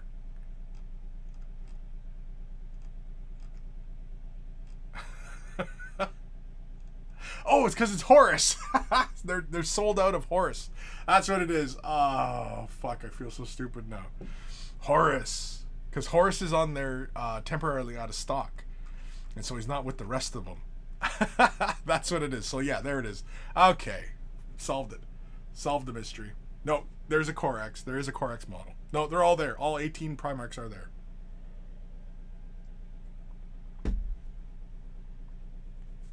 Man, what a fucking ordeal. What a fucking ordeal. Jesus. Fire Drake. Hey, Kris, stop talking about Tennessee. Delirious really painted a bad picture for us. I lived in Tennessee for a bit. I mean, Memphis. I don't know. Does Memphis count as Tennessee? I don't know. I mean, I passed through Nashville a bunch of times, but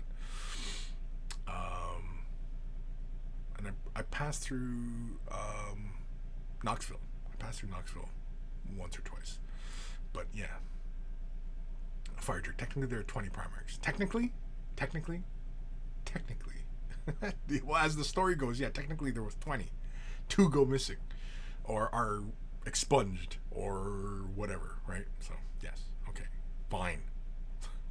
We gotta be technical about it.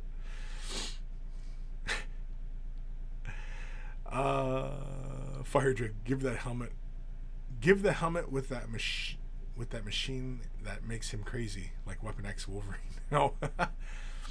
Oh yeah. No, but seriously though, what is that shit called on a Khorne Berserker helmet? What is that shit called? The antlers. And don't say the fucking antlers. What is that shit called on a Khorne Berserker's helmet? Kim, we had a shooting in the Pride Month today in Norway. Jesus. A Muslim shot and killed 2 and wounded almost 30 people. Fucking hate crimes make me sick. No shit. Really, haven't heard about that. But I mean, it probably hasn't trickled its way down here. I mean, everybody's been kind of upset about Supreme Court over on this side of the fucking planet. So, yeah, there's craziness, man. Fucking craziness abound. Again, like I said, it's a fine planet. It's the fucking people that are ruining it.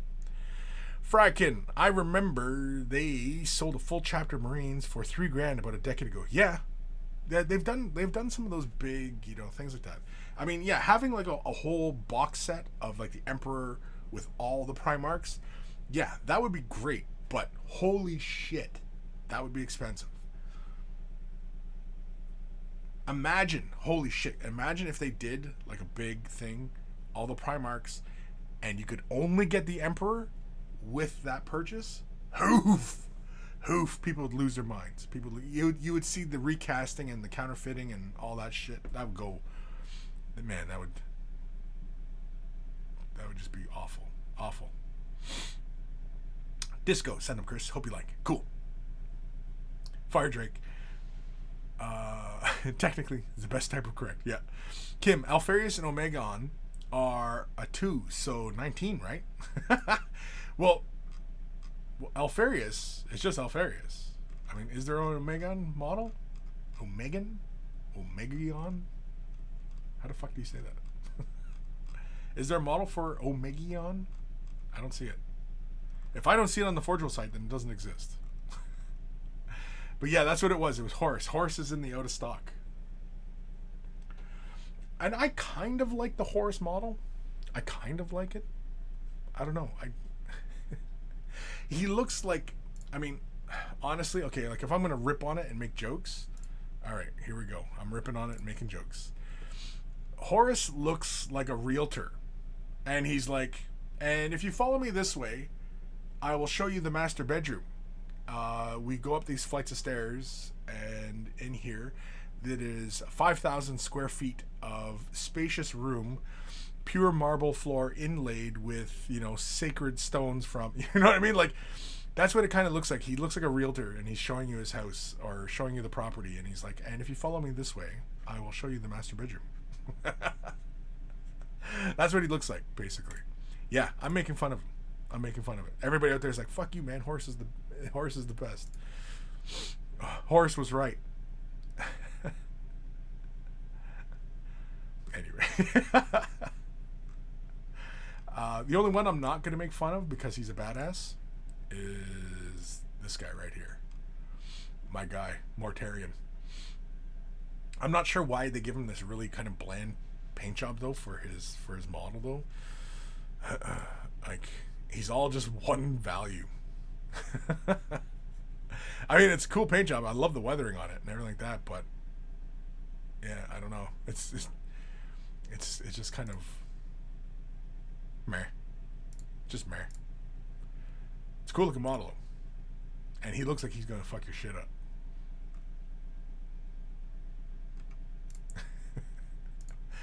This one here, he looks like, oh, I've slipped. I'm falling. Somebody catch me. Oh my God. Oh, I'm gonna. I need to stick my sword into the wall so I can stop myself from falling. Holy fuck, I'm falling. Ah, these wings, they do nothing. They're just decorative. Ah, fuck, I'm gonna fall.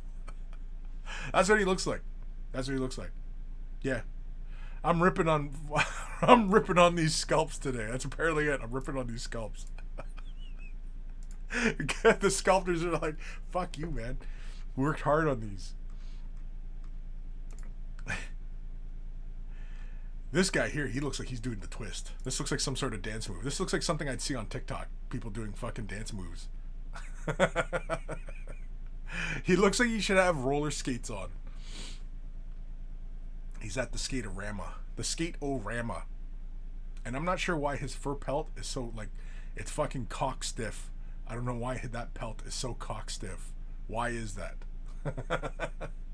When everything else is flowing and that pelt on his backpack is stiff. Like, wash that. But yeah, he's basically at a discotheque and he's cutting a rug. He's cutting a rug. Yeah.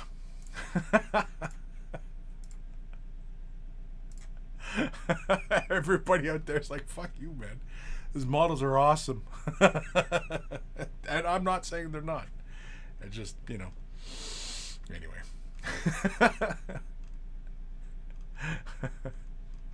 That's all I got. That's all I got. That's all I got. I mean, Magnus, there's a joke there. There's a joke there. It's definitely a joke.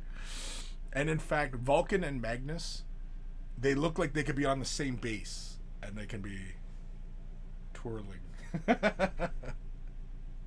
maybe with the fucking Lehman Russ, and they're all at the skate park.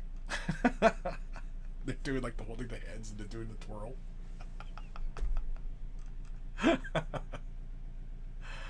Oh shit. Yeah. Yeah, I'm not gonna get any love from Forge World today. Forge World's probably like, hey, fuck you, man.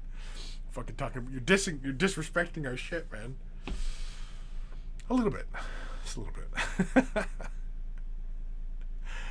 Oh shit. Fracking, bit of a fixer-upper? Yeah, it's just a bit. Yeah, it's come this way. Yeah, it's a bit of a fixer-upper. The stairs are kind of fucked up. You just buff it right out. It'll be fine. Oh shit. Terracotta. I would totally buy a timeshare from Horrors. Yeah, he's trying to get you into a pyramid scam. Oh fuck. Fucking timeshares. Talk about scams. Timeshares. Holy shit. Sophie. They could split them. Team Emperor and Team Horus. They could. Sure. They could. Still, that's $1,500 for Team Emperor or Team Horus. Oof. Fire Drake 18. Cadre Renissim are corn bunny ears because it represents the gladiatorial stuff from their planet. Is that what they're called? I gotta look that word up. I'm not even familiar with that word. I've not read anything about like Angron and the corn. You know what I mean? The corn bunny ears. Yeah, read it. How the fuck do you say that word? Okay, you know what? Screw it. We're going over to Google Translate. Yeah, that's right. We're going over to Google Translate. I gotta hear what this shit sounds like. It's from Latin. Beauty. Let's turn the speakers up, way up. Okay, Google. Let me hear it. Cadere Renicium. Oh, that's... Kader Renicium. Okay, that's not too bad. Coruscant? Can I hear it in there? No? Fuck you then. Kader Renicium. Kader Renicium. Kader Renicium. Kader Renicium. Alright. Kader Renicium. See, whenever I don't know how to pronounce something, if I really want to take the time, that's how I do it. I do it through Google Translate. And then I just got to hear it a couple times, and then it's, okay, I get it. Kader Renicium. Kader Renicium. Makes sense now. The bunny ears. The bunny ears. And the wiki page, the corn bunny ears. Oh, it's a Reddit thread. Fuck. Never mind. Oh. Sorry, Reddit's having problems. When is Reddit not having problems?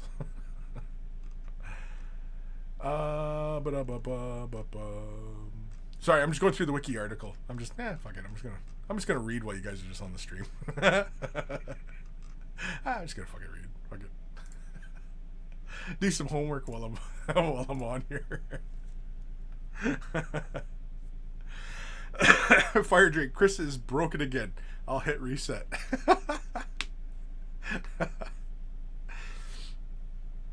Evan Belleau, do a little bit of electrical work. 120, 220, whatever it takes.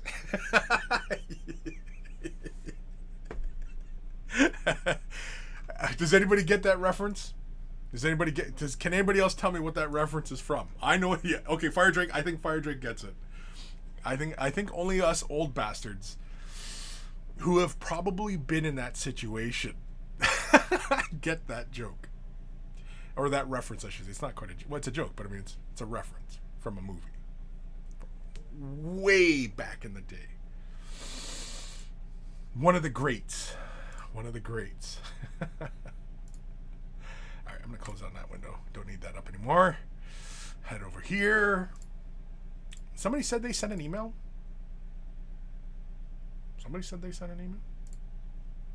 I only see Scots and Fire Drakes. Was it Disco? Disco said? Or Disco you probably posted in the Discord, right? Is that what it is? It's probably the Discord. Can anybody get that reference? Do a little bit of electrical work. 120, 220, whatever it takes. Does anybody else get that? I think Fire Drake gets it. Obviously, Eb gets it. I get it. But do the rest of you old cats, any of you younger people out there, I'm sure you probably are not going to get it. And that's fine. It's a movie from, when the fuck did that come out? Like early 80s? Mid 80s? Like I want to say like 83, 84, right? Is when that came out? Well, fuck. Why sit here and wonder? Might as well fucking look it up. 83. It's only got a 6.5? Really? I guess. I watched this not actually that long ago. It was about a year or so ago, I think we watched it, because it's one of the wife's favorite movies as well. But yeah, nowadays, I mean, I'm sure many people can relate to it. So anyway, all right. No, everybody's gone quiet. Nobody can get that reference. Do a little bit of electrical work. 120, 220, whatever it takes. I'm now without Googling, of course. Without Googling. Fire Drake MK. Yeah. That's a hint. That's the hint. MK. I don't know. That might throw people off. Of course, if I said Batman,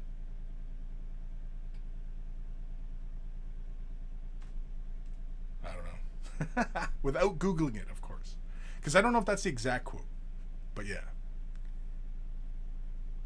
It's at least an 8. Yeah, an 8?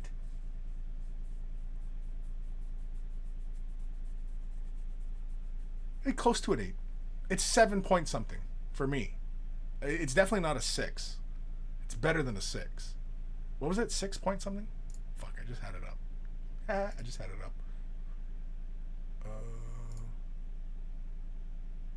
What was it? 6.5. According to IMDb. Rotten Tomatoes has it as a 75. Voodoo? What's Voodoo? 4.3 out of 5. Okay, 4.3 out of 5. That's pretty high standing, actually. 4.3 out of 5. Because that's like what, an 80%? That'd be like an 80 something percent. Yeah. Anyway.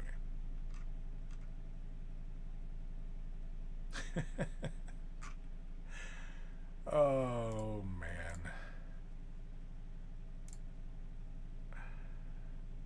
Sophie, wow, not heard of it.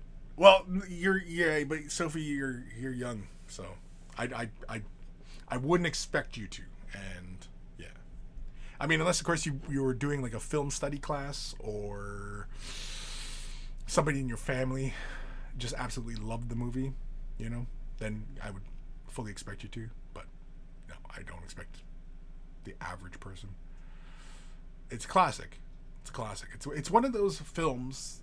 I don't know if it was ahead of its time. It definitely was a film of its time. It definitely was a film of its time. And any time where we end up in these kind of recessions and such, it strikes home and it resonates. So I wouldn't be shocked if we see it again, see a resurgence of it. But anyway. Greenleaf. Do you even lift, bro? No, I don't. My brother does. My brother lifts. He lifts. He's huge. I mean, I imagine if I got him in here right now, his shoulders are probably damn near the size of my head. Fire Drake. You know him as the Vulture. Damn kids. Yeah, I think Sophie knows, because I'm sure Sophie searched up that quote, that line, and it probably got her pretty close to where it was. And I'm sure a bunch of kids out there are probably like trying to Google it, but yeah. Anyway, all right, let's do an email. Since everybody's been confounded by this little bit of trivia we threw out there. Well, Eb threw it out there, but yeah. Good movie reference, though, by the way, Eb. Like right on, like it's right on the periphery of where we were making the joke, and yeah, no, golf club. Okay, everybody, close your eyes. There we go. Everybody's like, ooh, ew. All right. Let's do an email. If you are wearing headphones, turn them up or down, because here it comes. And yeah, email time. Email time. We done? Oh shit. I don't hear it, so anyway. All right. This one is from our good buddy Fire Drake. Hello, Kris and monkeys. Just showing off my latest project. Dark World Sorcerer Supreme Strange. The cape was airbrushed by the best expert noob in the business. Me. No, you, not me. Oh, excuse me. I used voluptuous. Fuck, how do you say that word? I'm sure I always say it wrong. Okay, you know what? Fuck it. I copied it, and in a moment I'm gonna put it into Translate. I'm gonna see what Google Translate tells me how to pronounce that. If Google Translate tells you, anyway, use Voluptuous Pink contrast for the darkly powers being unleashed. Also, this model was fan made and bought on Etsy. I was gonna say eBay. Etsy. Thank you for your time and critiques, and yes, I'm still just playing around with the airbrush, just spraying it around on everything, and believe me, I've learned a thing or two. Fire Drake 18, aka your resident noob, aka Sir Sprays a Lot. Sir Sprays a Lot. That sounds kind of inappropriate. Let's change cameras. There we go. All right, so we're having a look at the cloak. Voluptuous Pink for the high points. Use the airbrush for the cloak. Very, very cool. I think you did a pretty good job on it. I think when you are using the airbrush to help build out the high points and low points on shadows and such, be mindful of the angle in which you're spraying, right? Kind of like light. You know, when you're using the airbrush, think of the airbrush as creating light, right? And it travels in a straight line or a straight path. And so, yeah, bear that in mind when you are doing these kinds of things. I like it though. It looks cool. Face looks really good.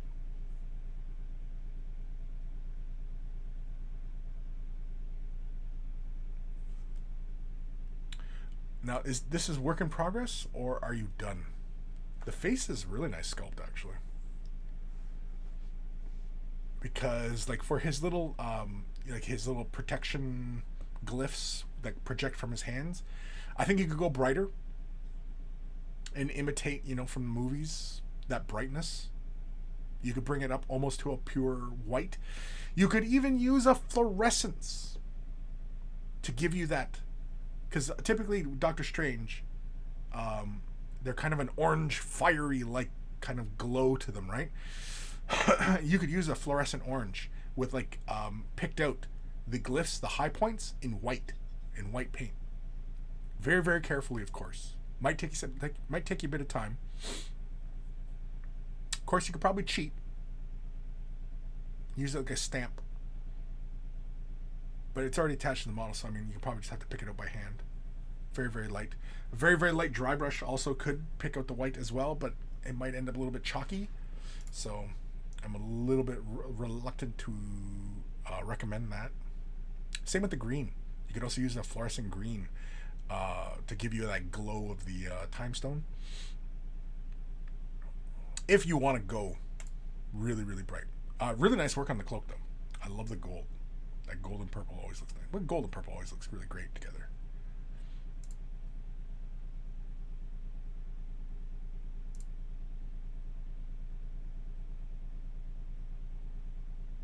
Yeah, I think for his what are those things called that are projecting from his hands? What is that called?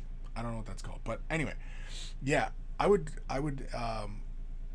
use a fluorescence. If it was me, I'd probably go with like a fluorescence. You could even go with a fluorescent magenta, like a hot pink. Sure, that would stand right out, and it might play very nicely with the figure as opposed to going with a bright orange and going for like more of a fiery type of look. But in the movies, that's kind of what it does, right? It looks like fire, has that glowing ember kind of look. But otherwise, yeah, I think it's a really nice paint job, straightforward. The sculpt is really good. The faces, like that looks like what's his nuts? Cumbersnatch. No, Batch. Cumberbatch. There we go. But yeah, thank you, Fire Drake, for sending that in. Awesome stuff. Yeah, like the glyph details, like the little discs that project from his hands. The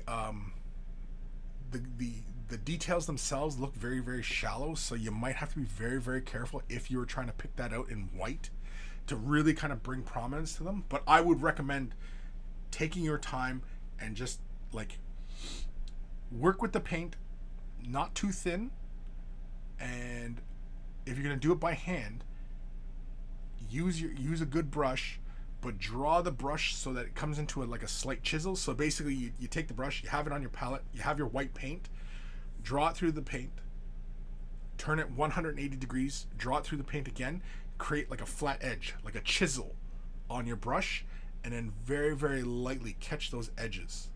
And just keep a very light hand and just follow those details, right? If you end up with paint in between the high points, you just come in with some of that color and just kind of carefully pick it up, deepen it back up again. If you're doing the airbrush, if you're going to do it orange or even hot pink magenta, I think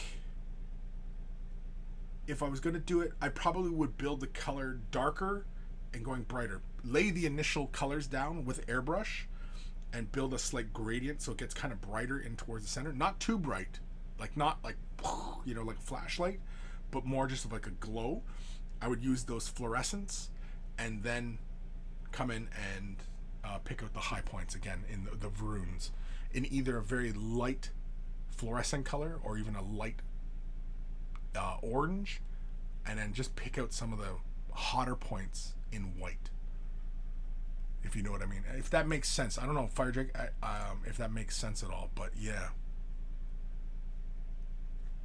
Give it a shot. Anyway. Sophie, what's the movie about? The movie is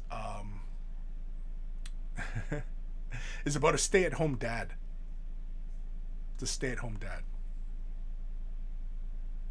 You've probably heard the reference to a stay-at-home dad. But yeah. Anyway.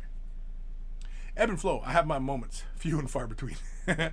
Fire Drake is still work in progress? Okay, still work in progress? Yeah. So, I think really, like, everything else on that model looks great. I think the discs to really sell the Doctor Strange, the look of it. Yeah, it's those discs that you gotta make look like they're glowing and on fire, and you know what I mean, like the power, right? So, yeah. Sophie, nice paint job. Yeah, it is a nice paint job. I have no fluorescents. No? Okay, well, Vallejo sells fluorescents, watercolor acrylic, goes through the airbrush just fine. What the hell is that on my tongue? Something on my tongue. Anyway, could have been a bug. Might be the COVID. Vallejo sells a really decent fluorescents.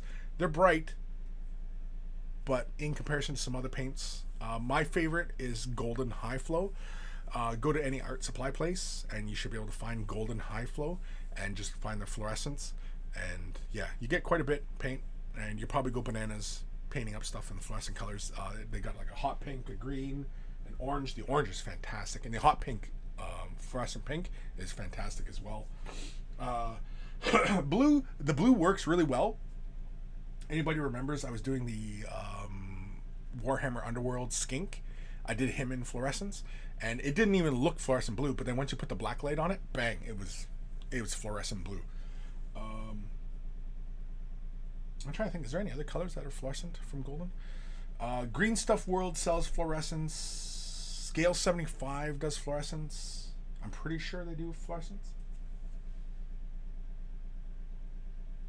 Who the hell else does a fluorescent? Somebody else does a fluorescent, like watercolor acrylic paints. But the golden is my favorite. The only thing with the golden paints is they finish a little bit glossy. That's not a big issue because you can always put a clear matte on top of it and knock the shine right out of it. You can even add matte medium to it through the brush or through the airbrush, and it knocks the shine right out of it. So yeah. Golden High Flow. Yeah, Golden High Flow. That's a paint line. Yeah. The bottles look like this right here. Let me grab a fluorescent. Yeah, here's the fluorescent pink. God, I can't even tell in the yellow light. But yeah, here's the fluorescent pink. On camera here, you can see like how intense that color is. Like here, I'm going to cast a bit of shadow over it, and you can see how bright that is, right? How it really knocks the color right out. But yeah, that's what the bottles look like. In Canadian, they are 1 fluid ounce, 30 milliliters, and they typically sell this in a little pack, a little 6-pack or 9-pack, and it's usually about $15 for a little pack of these, and they work really well, and they go right through the airbrush. You can see the design for, like, you got the little logos here on the top here for airbrush, paintbrush, pen, markers, right? It's very, very thin bodied paint, goes right through the airbrush just fine without any thinning. You can add mediums and stuff like that if you want, or even water, because they're water-based acrylics. They're not any kind of solvent-based paint. I like using them. I've demonstrated using them through an entire model. Jane Czar. I did Jane Czar, and yeah. But I've used Golden High Flow for miniature paints many times. Demonstrated, many times. I like them. They're fun paints. and they're easy to use, and they're all over the place, especially in the States. They're all over the place. Go to any art supply place, and yeah, they'll have them. Kim, the Green Stuff World fluorescent paints are more like inks, but the AK Interactive 3-Gen fluorescents are amazingly good. Amazingly good. Yeah, I don't know about that, but sure. The fluorescent paints. Now, mind you, I mean, like I said, Golden High Flow versus Vallejo. The Vallejo are not as bright as Golden. Those are really, really bright. Now, Kim is talking about the AK Interactive. I've not played with those. I've not seen the Scale 75. I'm pretty sure Scale 75 does fluorescence as well. I've not seen those as, either, so I can't say whether, you know, the brightest fluorescent colors, but Golden High Flow, those colors are really, really bright in comparison to, like, Vallejo. I'm trying to think, who else does fluorescent colors? Who else is there? I've not played with the Green Stuff World fluorescence, but yeah. Kim, the fluorescent pigments Green Stuff World makes some fantastic paints if you're willing to mix your own. Yeah. Sophie, would a contrast bright orange base and then fluorescent yellow on the runes work? Yes, but you would have to. Okay, here's a really easy way. If you're starting right from scratch, just to play off of what Sophie's suggesting there. If you had the fluorescent orange and you went with fluorescent yellow as well. Now, you have to be careful with the fluorescent yellow because some of them, they have like, they almost look like they have like a slight green cast to them. Chartreuse. It almost has like a slight green hue to the yellow. The Vallejo fluorescent yellow stays very yellow looking, but if you have not built up a solid white back to it, it starts to shift green. The fluorescent yellow from Golden, it has again a slight green cast to it. Even on its own, it almost has a slight green cast to it. I don't know what that is, unless it's maybe the way my eye is interpreting it, or maybe it's under whatever kind of lights, because I know like normal LED lights has a slight blue cast to it, and so yeah, that can be throwing off your perception of it as well. But anyway, so to play off of what Sophie's suggesting there, so contrast bright orange and then use a fluorescent yellow on the runes. Yes, how I probably would go about doing those Doctor Strange glyphs is I would probably airbrush the white on first, lay the fluorescence down, right? Because it's nice and thin bodied, you can lay it right on, and those details look like they're pretty shallow on those sculpts. And then pick out little bright points in white or even a fluorescent yellow. I would lay white down first and then lay the yellow down, the fluorescent yellow, and then come in with a darker bright orange color, because the fluorescence or the clear color of contrast will be darker than the fluorescence. And you're talking about like this stuff is going to be bright in your eyes, like it's like looking right into a flashlight kind of thing. It can be kind of challenging, and I would use the contrast last and pick out and thin it down and let it fall within the recesses, so it gave me a slightly darker value at the edges of the glyphs. That's how I would go about it. So again, for you, Fire Drake, and for everybody else out there who wants to do something similar kind of effect, yeah, that's how I'd go about it. I'd start it as a white base, lay my fluorescence down, build up any brighter fluorescence on the high points, and then come in with the darker contrast paints, thin them down, and let them settle in areas, and be very deliberate where I laid it down. I wouldn't lay it like a wash on the entire surface. I would deliberately pick out the areas. You could lay it as a flat wash, but because of the minuscule value change of laying it as a flat wash on the entirety of the surface, it would bring all those values down. So yeah, something to be mindful of.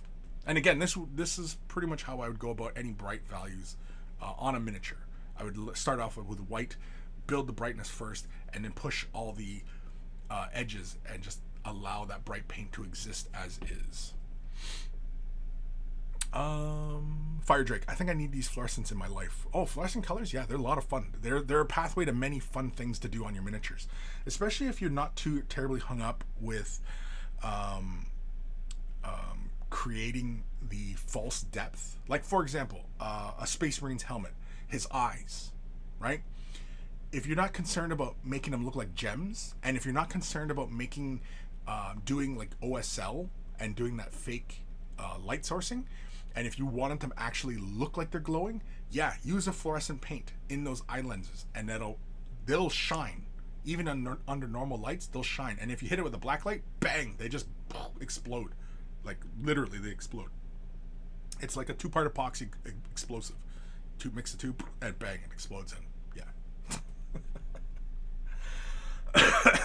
That's a joke, people. That's a joke. That's a joke, son. Kerr Halewood. Rotted white is my fave white. Fave white right now. He closed. Too smelly primer. Rotted white? What paint line is that from? Rotted white. Sounds like something from like Vallejo? Scale 75? Army painter? Who makes that? I'm not familiar with the rotted white. But sounds very cool. Yeah, smelly primer? I used to like to smell smelly primer too. Yeah. Kim, fluorescent paints don't look right over anything else than a super bright undercolor. Yeah, with the fluorescents, yeah. I mean, you have to lay white down first. And in my experience, a paint that like a solid white, ceramite white, or is ceramite white still the white used as the base for Citadel?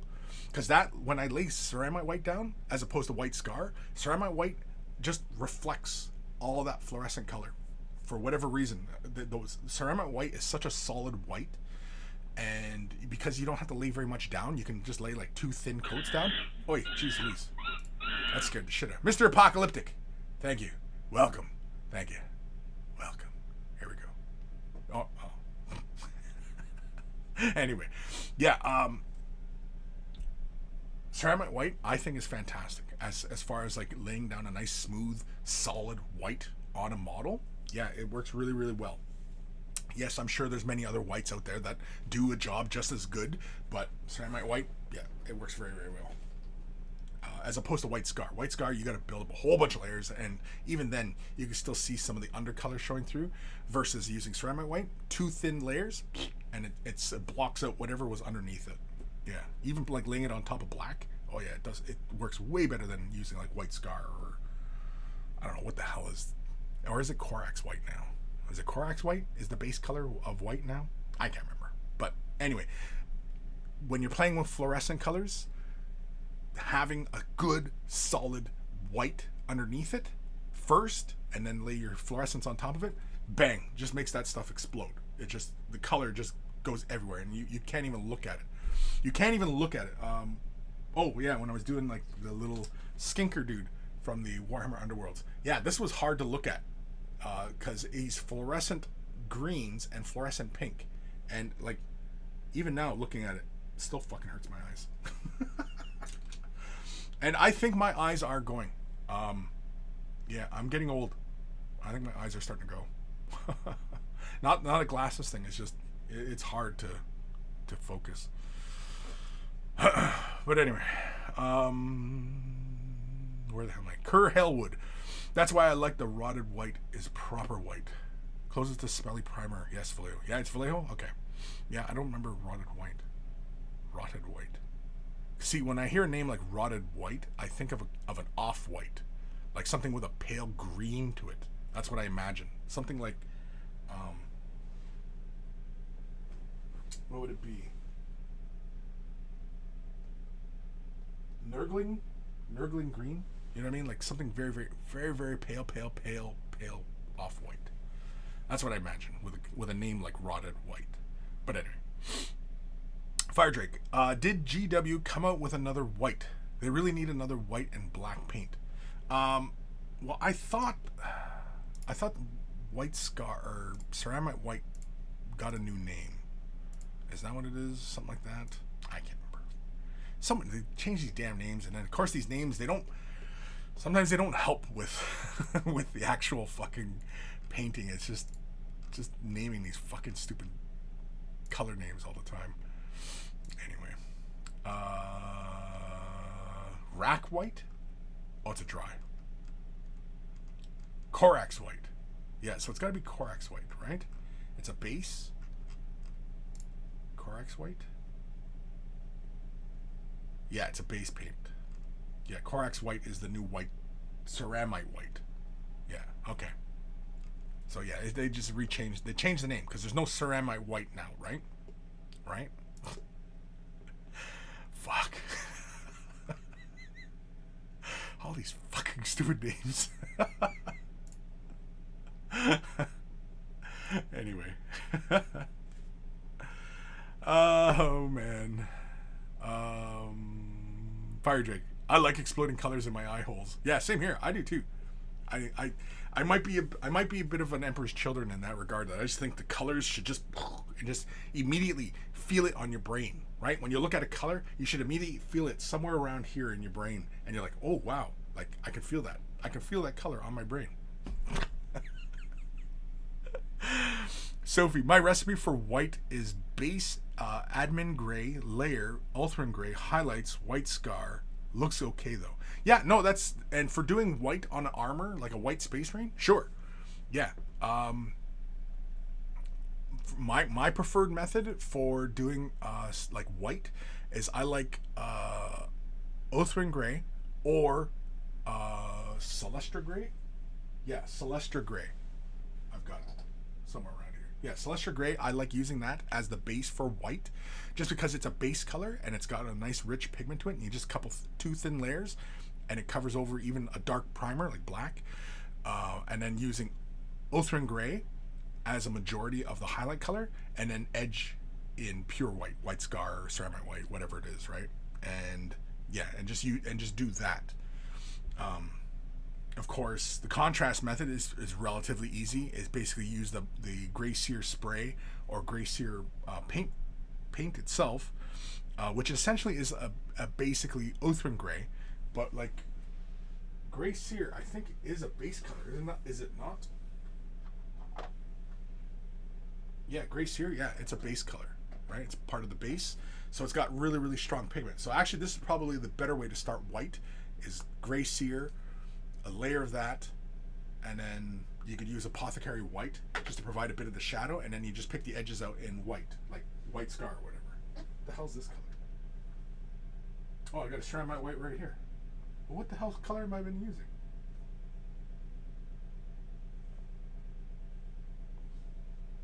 Huh. All right. Okay, I got another bottle sitting there. Anyway,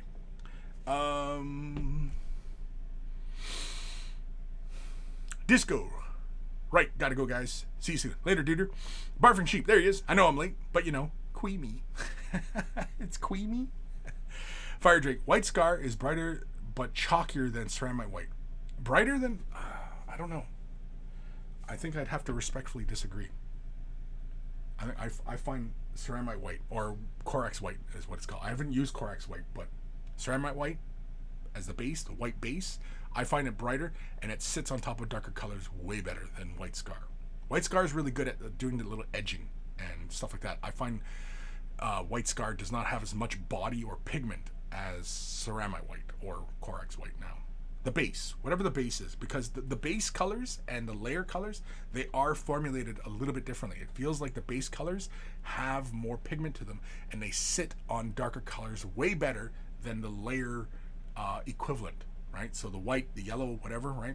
Avalanche Sunset is the base color. It sits on top of a black primer. Good. As opposed to Uriel Yellow, it does not sit on top of a dark color very, very well at all. And you would have to build up a lot of layers to get it to the vibrancy that you would want out of that paint, right?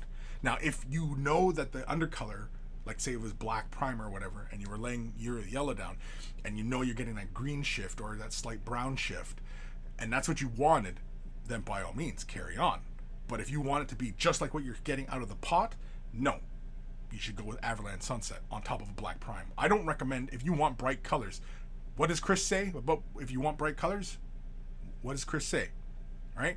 If you want it bright, you prime it white. Right? So if you want it bright, you prime it white. So if the color scheme is to be a bright color scheme, then you prime white. If you are looking to go for a high contrast kind of look where you got really black shadows and stuff on the figure, then yeah, prime it white or prime it black, and that way you can just build up. Now, me personally, I don't like priming black. I used to prime black all the time.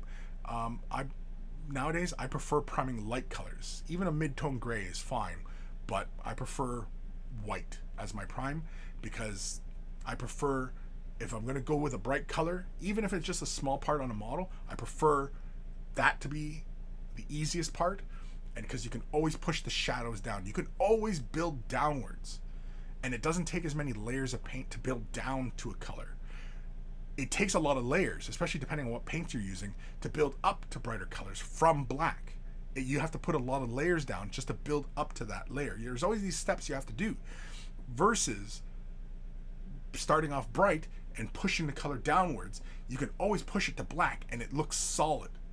But building up to a bright yellow from black is a lot of work, and it's a lot of unnecessary steps. And I don't know why people still want to push high contrast from starting from black. That does not make a lot of sense. I mean, if anything, start with the mid-tone values, push down to black, push up to white. You know what I mean? And that way you're in that happy medium ground. If you want the colors to be really, really bright, prime white, start very bright, and you can always push those values right down. It's very, very easy. Again, working from black up, it's always kind of a bit of a pain, and you always end up laying a lot of paint down on the model surface. Barfing Sheep. I prime white, contrast layer, and Othran and highlight with titanium white. I like a bit of blue in it. Interesting. Yeah. Uthran. Yeah, Uthran is being part of, going with white. Yeah. Because oftentimes what I would do sometimes with painting white is I'll start with Uthran gray on top of white, like a white primer. I'll do Uthran gray first. I'll take Celestra gray, break that into a shade wash, and apply that as a shade wash on top of Uthran gray. But since Apothecary White has come out, which essentially does the same thing, Apothecary White is the go-to for that instance because it's got that darker off gray color, right? So that's where Apothecary White comes in for me when I'm doing predominantly white on a model. Apothecary White is just saves you so much time. And then you don't have to lay layers and layers and layers of paint down on a surface either. Kim, I have to go for dinner with the family, so have a good one later, dude. Kim, no problem, man. Just give me a sound if you need more info about it. Okay. Sophie, I mostly prime with either white or Wraithbone. Yeah, Wraithbone's another good one. If you're playing with a lot of contrast, having both Wraithbone and Grey Seer helps, but it all depends on what you're painting. If you paint a variety of things in a variety of colors and variety of color schemes, then yeah, having access to white, Wraithbone, and Grey Seer, and even Chaos Black or Black Primer, awesome. Good to have those tools in your toolkit. But if you're doing an army and you're specifically, and the colors you have are only for your army, then yeah, if Wraithbone is getting you where you need to be, then yeah, carry on. Wraithbone's good. I like Wraithbone. And Grey Seer. Both of them are really good. And I'm curious about the new spray for Skull White. Yeah, I'm curious about that because they're talking about a reformulation. Now, I find with Wraithbone and Grey Seer, they do finish different than the current White Scar, White Primer. White Primer currently, it has a bit of a chalk to it versus Wraithbone and Grey Seer. They finish almost satiny. They almost have a satiny finish, and and when those initially came out, I assumed that was because of the contrast paint method, because contrast flows really nicely on a model that has a bit more of a smoother surface to it, but enough surface that paint grabs hold of, right? Whereas white's regular Skull White or White Scar or whatever the hell it's called, the White Primer from Citadel, the current version of it, I've always enjoyed that because I don't over prime And so when I'm seeing underpinning of the material underneath, either being metal or resin or plastic, I can still see that through. I'm fine with that because primer is just for the paint to grab hold of.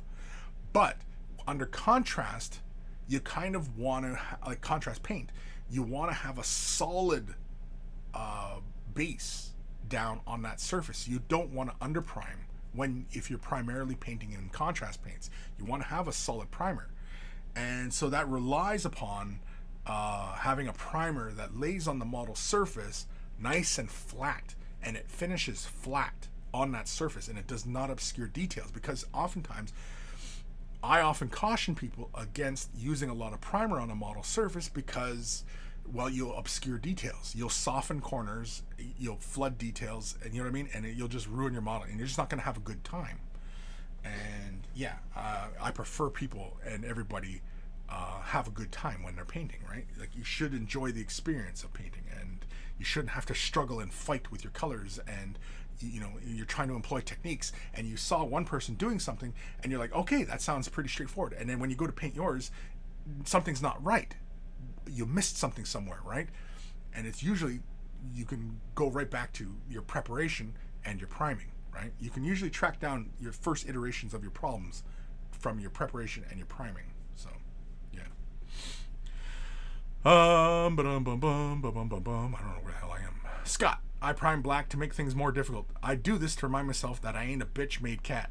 A bitch-made cat. Yeah, sure. I mean, like there's nothing wrong. I know there's plenty of painters out there who start from black and just start building up. Yeah, I used to do it myself way back in the day. I stopped doing it because I didn't like having to build up so many damn layers of paint on top of black. And I asked myself, like, why am I sitting here trying to build up this really bright color on top of a black primer? Why was I trying to do that? And it's like, okay, well, then I should be priming white. And yeah, you can, because you can always start from white. You can get your brightest values and you just build downwards. You start at gray. You can build downwards to black and you build up to white, right? But when you're black, you got to build up to a bright color. You got to put down a whole bunch of layers, or you got to use a bunch of other colors in between so that you can have that brighter color on top of it. And it's, again, it's all these steps. And it doesn't feel terribly efficient to me, and it doesn't feel terribly smart. Yes, it helps you to visualize those shadows, but I mean, if you can already see shadows and know where to place them, then it doesn't matter what color primer you use. You can use white, gray, or black, or any color in between, and as long as you know where you're placing your shadows, you're fine anyway, and what colors you're going to push shadows. And then sometimes you don't even want to push black shadows. Sometimes you want to push blue shadows or brown shadows or red shadow, whatever it is, right? And it's easier to do that on top of a gray or a white as opposed to going straight black, right? Because you're always going to be struggling to push those values upwards from black. Anyway, Fire Drake. Don't see that fluorescence video for you, Kris. Think you have to get back in the studio. Say what? Don't see the fluorescence video for you, Kris. Airbrush priming is the best type of priming. So smooth. Trust me, I'm an expert noob. I'm a professional noob. I'm a professional noob. I'm professional. Is that guy still around? The professional Russian? Is he still around? You professional Rush. Anyway, let's do another email. This one is from our good buddy, Scott Radam. Here's the deal. These are each maybe 30-minute time, as it's almost all airbrush work. Fire away any thoughts to make them look good, but maintaining that speed, Brah. Speed, Brah. These are 30 minutes each. I honestly don't know how you improve upon that. 30 minutes. These are 30 minutes a piece. So this is an hour and a half of work.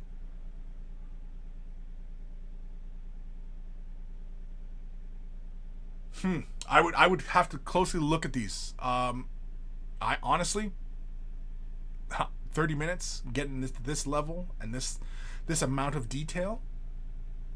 No, I don't know how you would speed that up any further. I think that's about as efficient as you can. I think as you get through the entire box of these guys, you'll probably find other shortcuts. But offhand, no, I can't think of any way you could speed that up. No, I think they look fucking great. Now, this is going to be nitpicky, but the white looks a little cold, whereas I often see the Death Guard, the white, being quite warm. It's more like a bone. The way I've often seen the paint jobs, the white is a bone as opposed to being cold. This looks more cold because this looks like you went with a black primer or gray primer and then built the white up. Whereas a lot of times with 30K Death Guard, it feels more like it's a bone color they're starting with. So it's something more like, at the darkest, Ushabti bone, and then built up to a white. But I'm not. But in the artwork in the main rulebook, it looks like a cold white. You see some of the color swatches, it looks like a cold white. So I'm not saying that you're wrong in doing this or anything like that. But personally, if I'm doing Death Guard, I go bone white. I go bone color. Is it just the one picture? Nope, we got more. Nice. Yeah, I mean, it's accuracy, but 30 minutes. Getting to this level in 30 minutes, man? No. You're rocking it.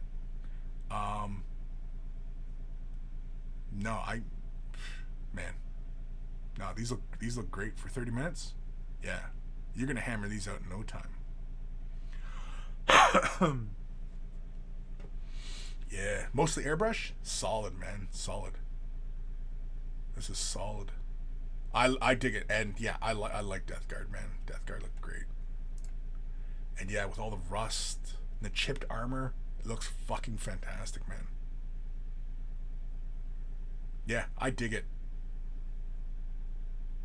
Oh, is that it? Aw. Aw. I want more pictures. Are you just this far into the 3? Or do you have more? Like, do you have a full squad ready to go? Because these are awesome. And 30 minutes, man. That's crazy talk. That's crazy talk. I'm not going to lie. That's crazy talk. These look great. Yeah, the only thing, my only chintzy complaint would be that the white is a little cold. But I mean, I know in the rule book, because I think I made a comment about it during the review, that the color swatch in the rule book, it looks like a cold white like this. Whereas I've often seen through the years, and when I did a tutorial on painting 30K models, because I did all 18 chapters. I did all 18 chapters way back in the day. And yeah, I did the Death Guard more bone white for 30K. But no, these look fantastic for 30 minutes a piece. I honestly don't know how you could stream. I mean, I'm sure you're gonna figure out some tricks as you work your way through this whole box set, and if you can stay to that 30-minute time frame as you work your way through, and as long as you personally are okay with this, you'll get through. You'll find other efficiencies as you work your way through, as you fine tune your process. Offhand, looking at them, I don't know how you could streamline it faster than 30 minutes. I can't remember the last time I spent 30 minutes on a miniature and was like, yeah, done. I honestly can't think of a miniature where I did that.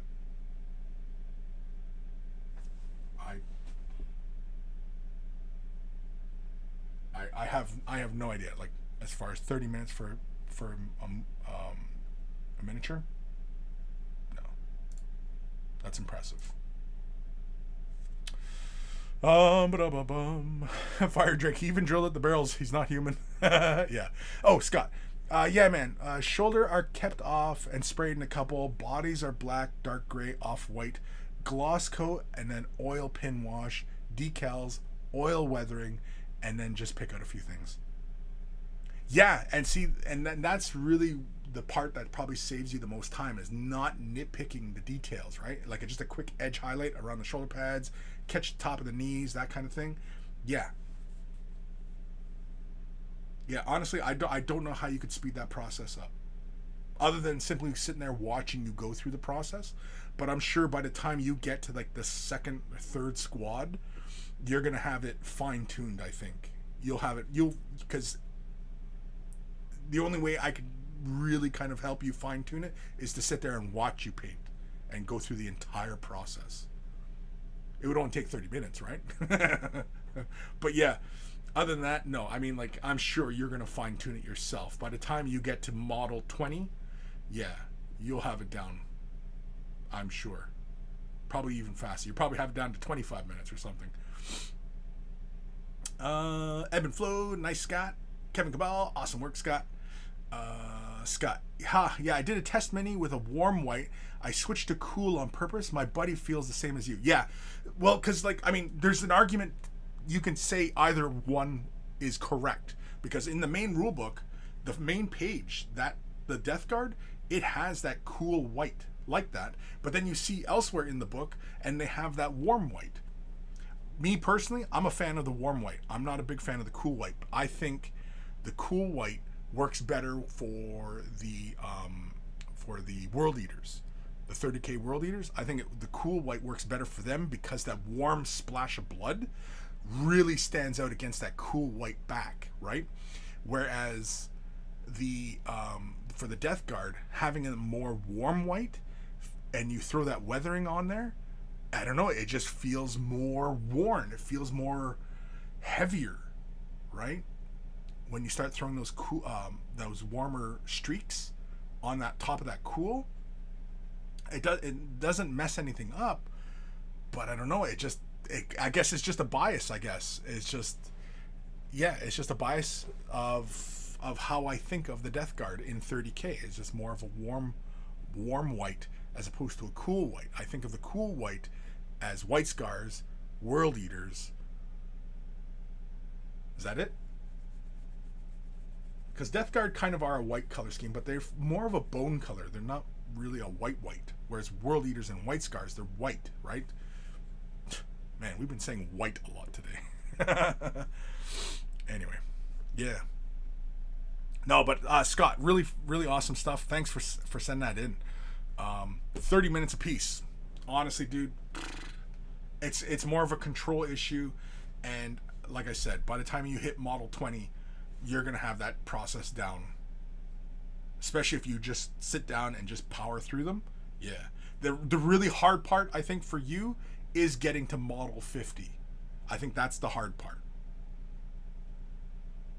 And honestly, I don't know how you process through that, because commission painting and assembly line and batch painting like that, those kind of things turn me off. The whole idea of batch painting turns me off. Makes my pee-pee go limp.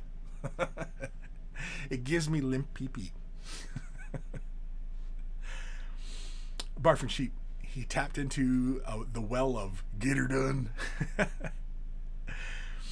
Kerr Hellwood, 30 minutes is hardcore, but it can be done when you know the models. Yeah, skeletons probably the last 30-minute paint job. The skeletons, yeah, skeletons, 30 minutes on a skeleton. Shit, it feels like skeletons should be like 10 minutes, right? Because if you prime, like currently, you prime them Wraithbone, hit him with Skeleton Horde, grab what's the bone white for the dry paints, and you give it a very light dry brush of that color. That's done. You should have skeletons done in no time, right? Yeah. Scott, it's a 30-minute project time, lots of steps, take a day to dry, etc. Yeah, well, yeah, because you have the oil wash, right? So yeah, you got to wait for that to dry, depending on what oil paints you're using. Barfing Sheep, Kris likes to watch. Damn right, sit in the corner smoking a cigarette. Yeah, do it like that. Yeah. It's all dark, just in the corner. Here, turn this off. Sitting in the corner. Yes. Oh, I don't have anything. Where's my proxy for a cigarette?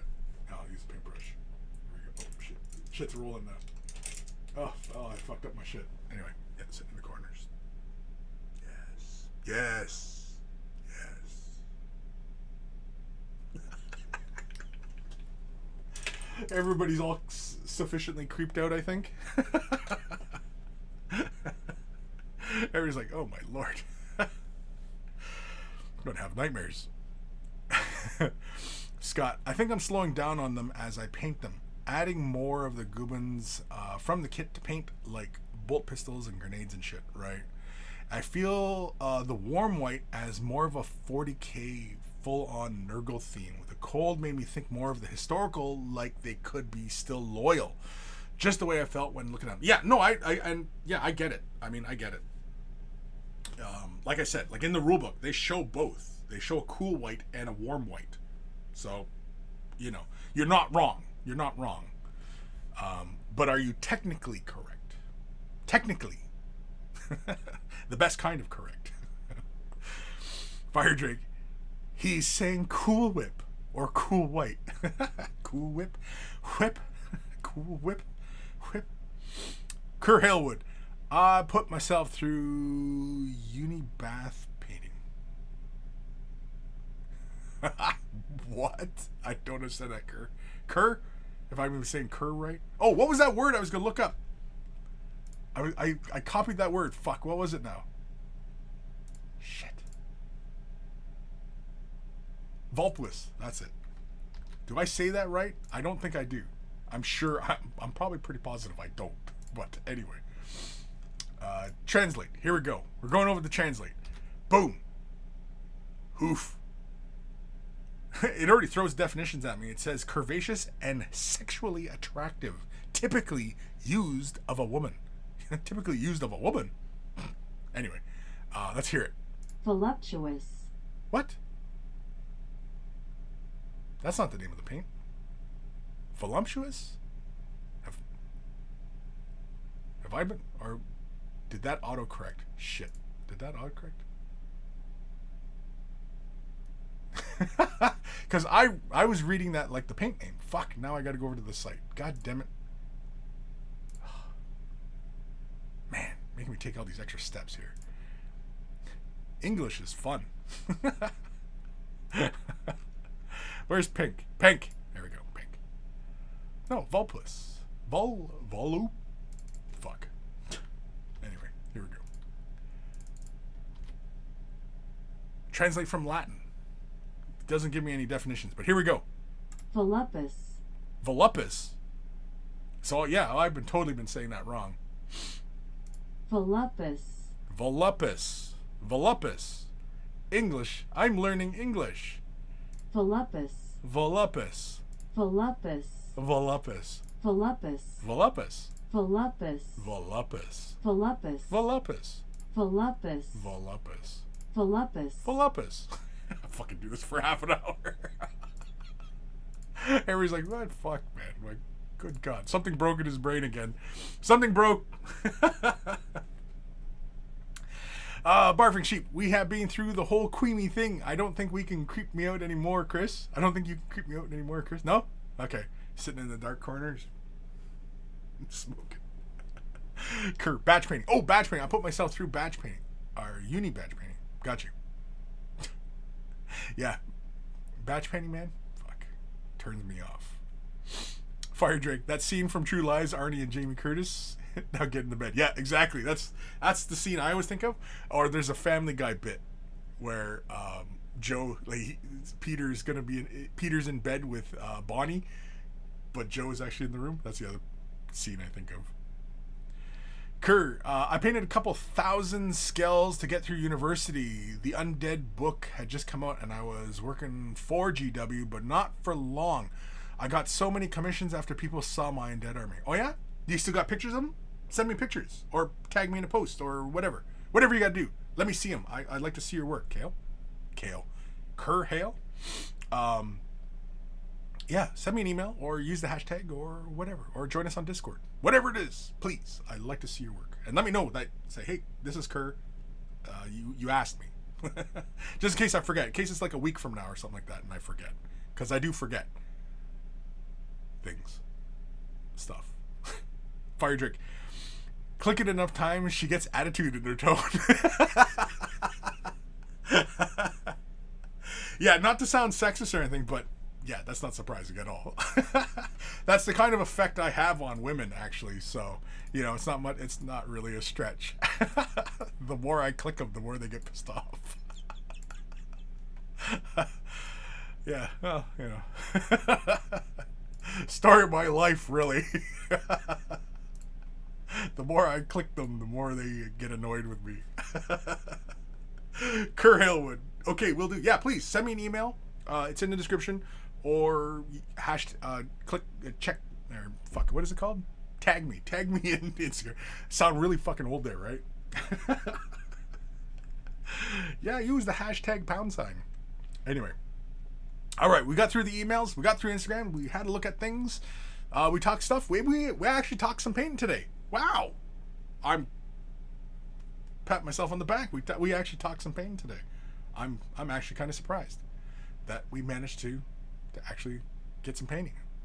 Of course, we had to look at Scott's fantastic work. 30 minutes, Space Marine. Man, Scott, can you do me a favor, Scott? I would love if you could turn your cell phone on and just set it up somewhere, and we could just watch your whole process for 30 minutes. Either time lapse or just a 30-minute video. I just posted to YouTube. We'll push the shit out of that. Does that sound right? Pushing shit. No, that doesn't sound like the right expression, does it?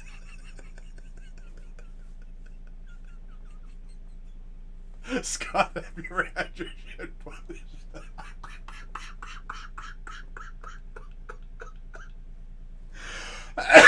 Oh shit.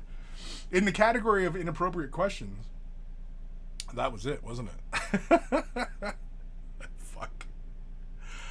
Oh man. Well, we don't go anywhere worse than that, right? Kerr pushing tin if it were still all pewter. Yeah, pushing tin. Oh shit. Fuck pewter. Yeah, I understood pewter. Yeah, I got it. I remember pewter. Does anybody make pewter models anymore? So it seems like Reaper was like the last one that was still making pewter models, but it seems like they've switched over to like that plastic, the bones, whatever it is.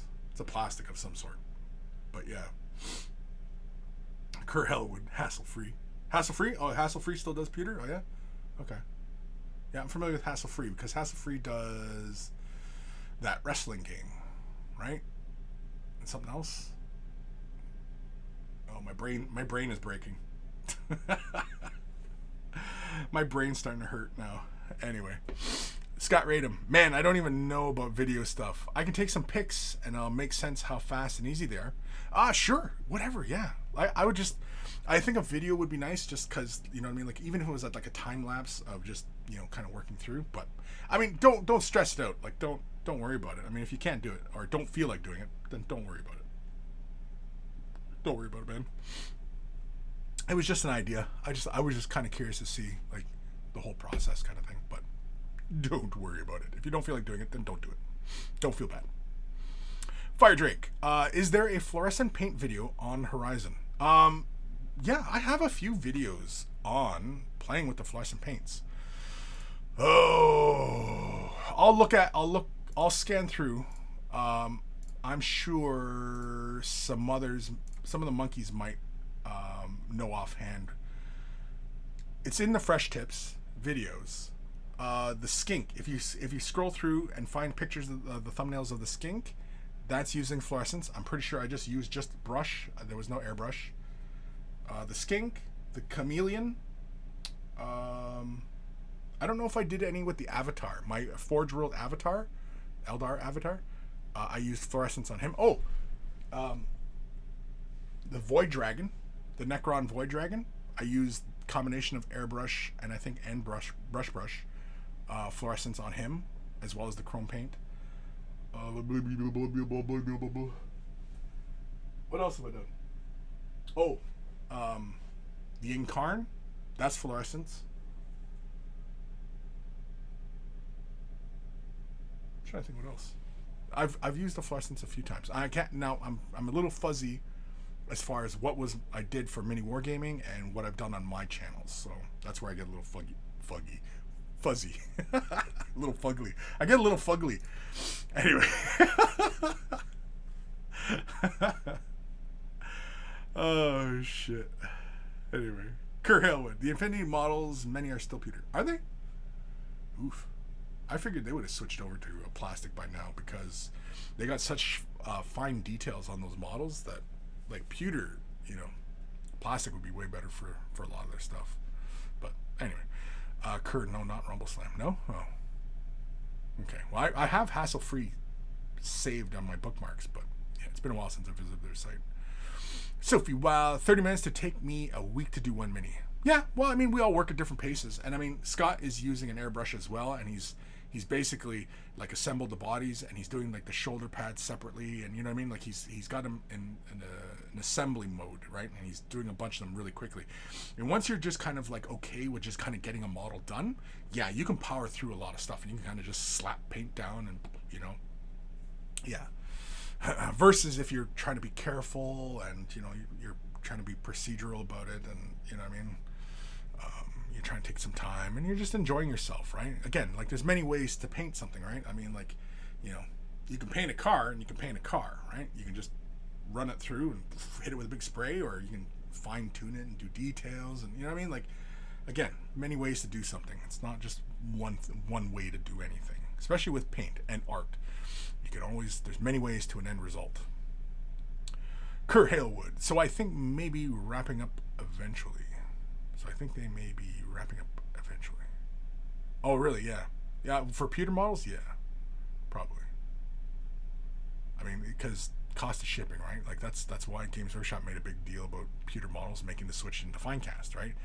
I think they kind of overcompensated with Finecast, because Finecast is like air light, right? Like that resin they used, that had like no weight to it. And I think that was a bit of an overcompensation because pewter's so dense, and then they switched to a material that was so light, and it just, it's kind of weird. Anyway, batch painting destroys the souls. It stopped me painting for 12 years. Yeah, exactly. And I think when I was doing commission painting, I took a break for a while as well, because it fucking just burned me out. I hated it. And yeah, just the thought of it, yeah, it just gives me anxiety, really, I think is what it is. Batch painting and assembly line painting and stuff like that, yeah, it turns me right off of miniature painting altogether. It just kills this hobby. And I don't even consider this a hobby anymore. I mean, it's a hobby. I use the word hobby, but it's job, right? I mean, yeah, it turns me off. Turns me right off. Kurt Halewood, the main sculptor at HF, left for GW, so I think they're wrapping up soonish. Oh, really? Oh, the buddy at Hassle Free got it started working for Games Workshop? Yeah, might as well.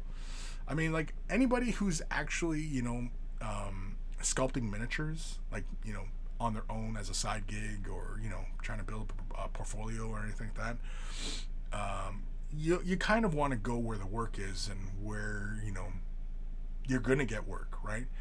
And, I mean, it's not a bad thing, dropping that thing to work for, a bigger company, as long as, the pay is there and, the work is there, and, yeah.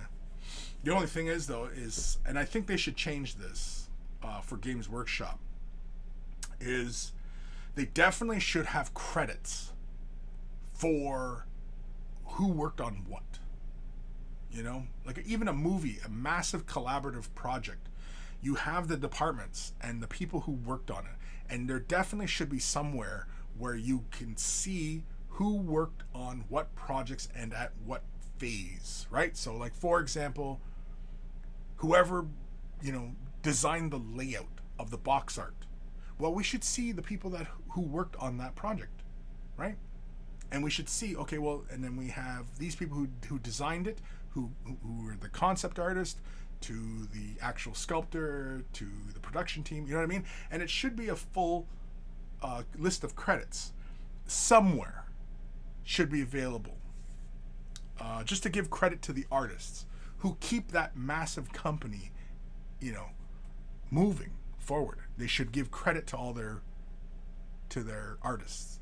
They should always give credit to all their artists. Kerr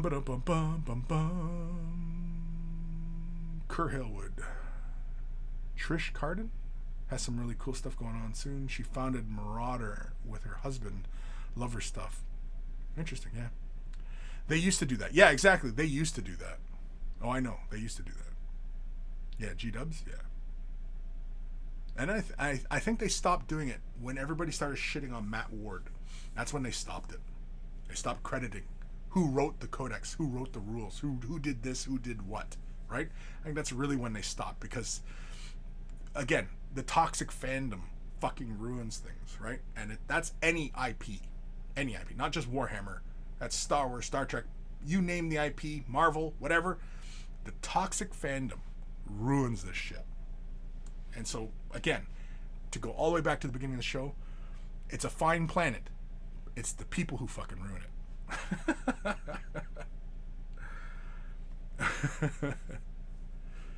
No, it was post-float, not Matt Ward. I'm not sure post-float. What's post-float? You mentioned that a couple times. I'm not sure what that means. That's not. I'm assuming that's an industry jargon term. GW was a very different company pre-float. I'm not sure what pre-float means. I'm sure so once you explain, I'll be like, oh yeah, I remember reading about that or whatever. But yeah, oh, the stock market. Oh, before they became publicly traded. Gotcha. I don't know. It feels like that was the peak, and then things changed, and then nobody got credited with shit after. Obviously everybody was fucking hating on Matt Ward, right? And it became a punchline. It became a meme before, the memes really became memes, Yeah. Anyway. Fire Drake. Some people have been asking for a fluorescent paint giveaway on your channel. Oh, so what do you mean some people? Fuck you. That was you just now you're asking for it. Never mind some people. Fucking guy. Yeah, people just, they want you to give away shit. Although I've been meaning to do some giveaways because I just haven't fucking gotten around to it. But yeah. Kerr, when they became publicly traded, yeah, when it was still Brian's company, yeah. Oh shit. He's actually okay, dude. He's okay, dude. Is Matt? He's just a bit of a mark, if you excuse the wrestling term. Yeah, I'm not familiar with that either. Being a mark. I mean, a mark being a mark, I always understand is basically being a victim, right? It's just, But yeah, no, I like. Did he deserve all that negativity? No. Was I a fan of his work?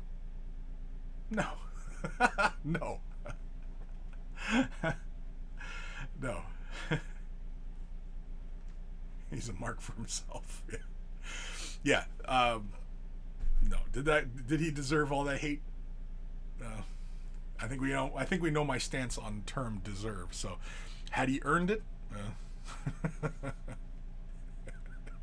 Kerr, yes, he did. Fire drink, fuck off. Fuck off, man. I'm not sending you paints. Well, no, because I'm using all my paints. No, I'm not. I'm not just gonna go buy you a bunch of paints. Jesus, what am I, made of money now? Man, I'm trying to keep my lights on. Anyway, I think we're gonna wrap it up there. If you're brand new to this hobby, you want some help with the color scheme, maybe you want to show off what you're working on, maybe a commission painting service, and you just, want more eyeballs on your work, whatever it is, whatever your reasons, I'm fine with it. Send your emails to Kris@wayofthebrush.com. If you're going to send pictures, send them as attachments in the email. Don't send it off as links to other sites.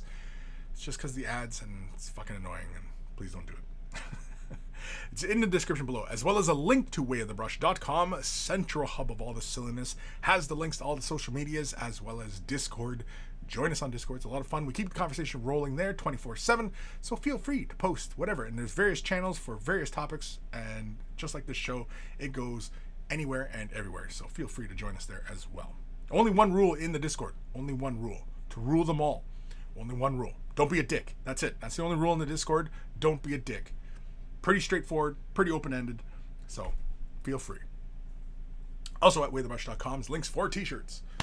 Want to get yourself a t-shirt? Look like a connoisseur of all that is good and holy in this world? They're wearing a Way of the Brush t-shirt. And if you purchase yourself a shirt, send a picture of yourself in your shirt and I will add it to the Monkey Shrine because it's nice to put a name to the face and a face to the name.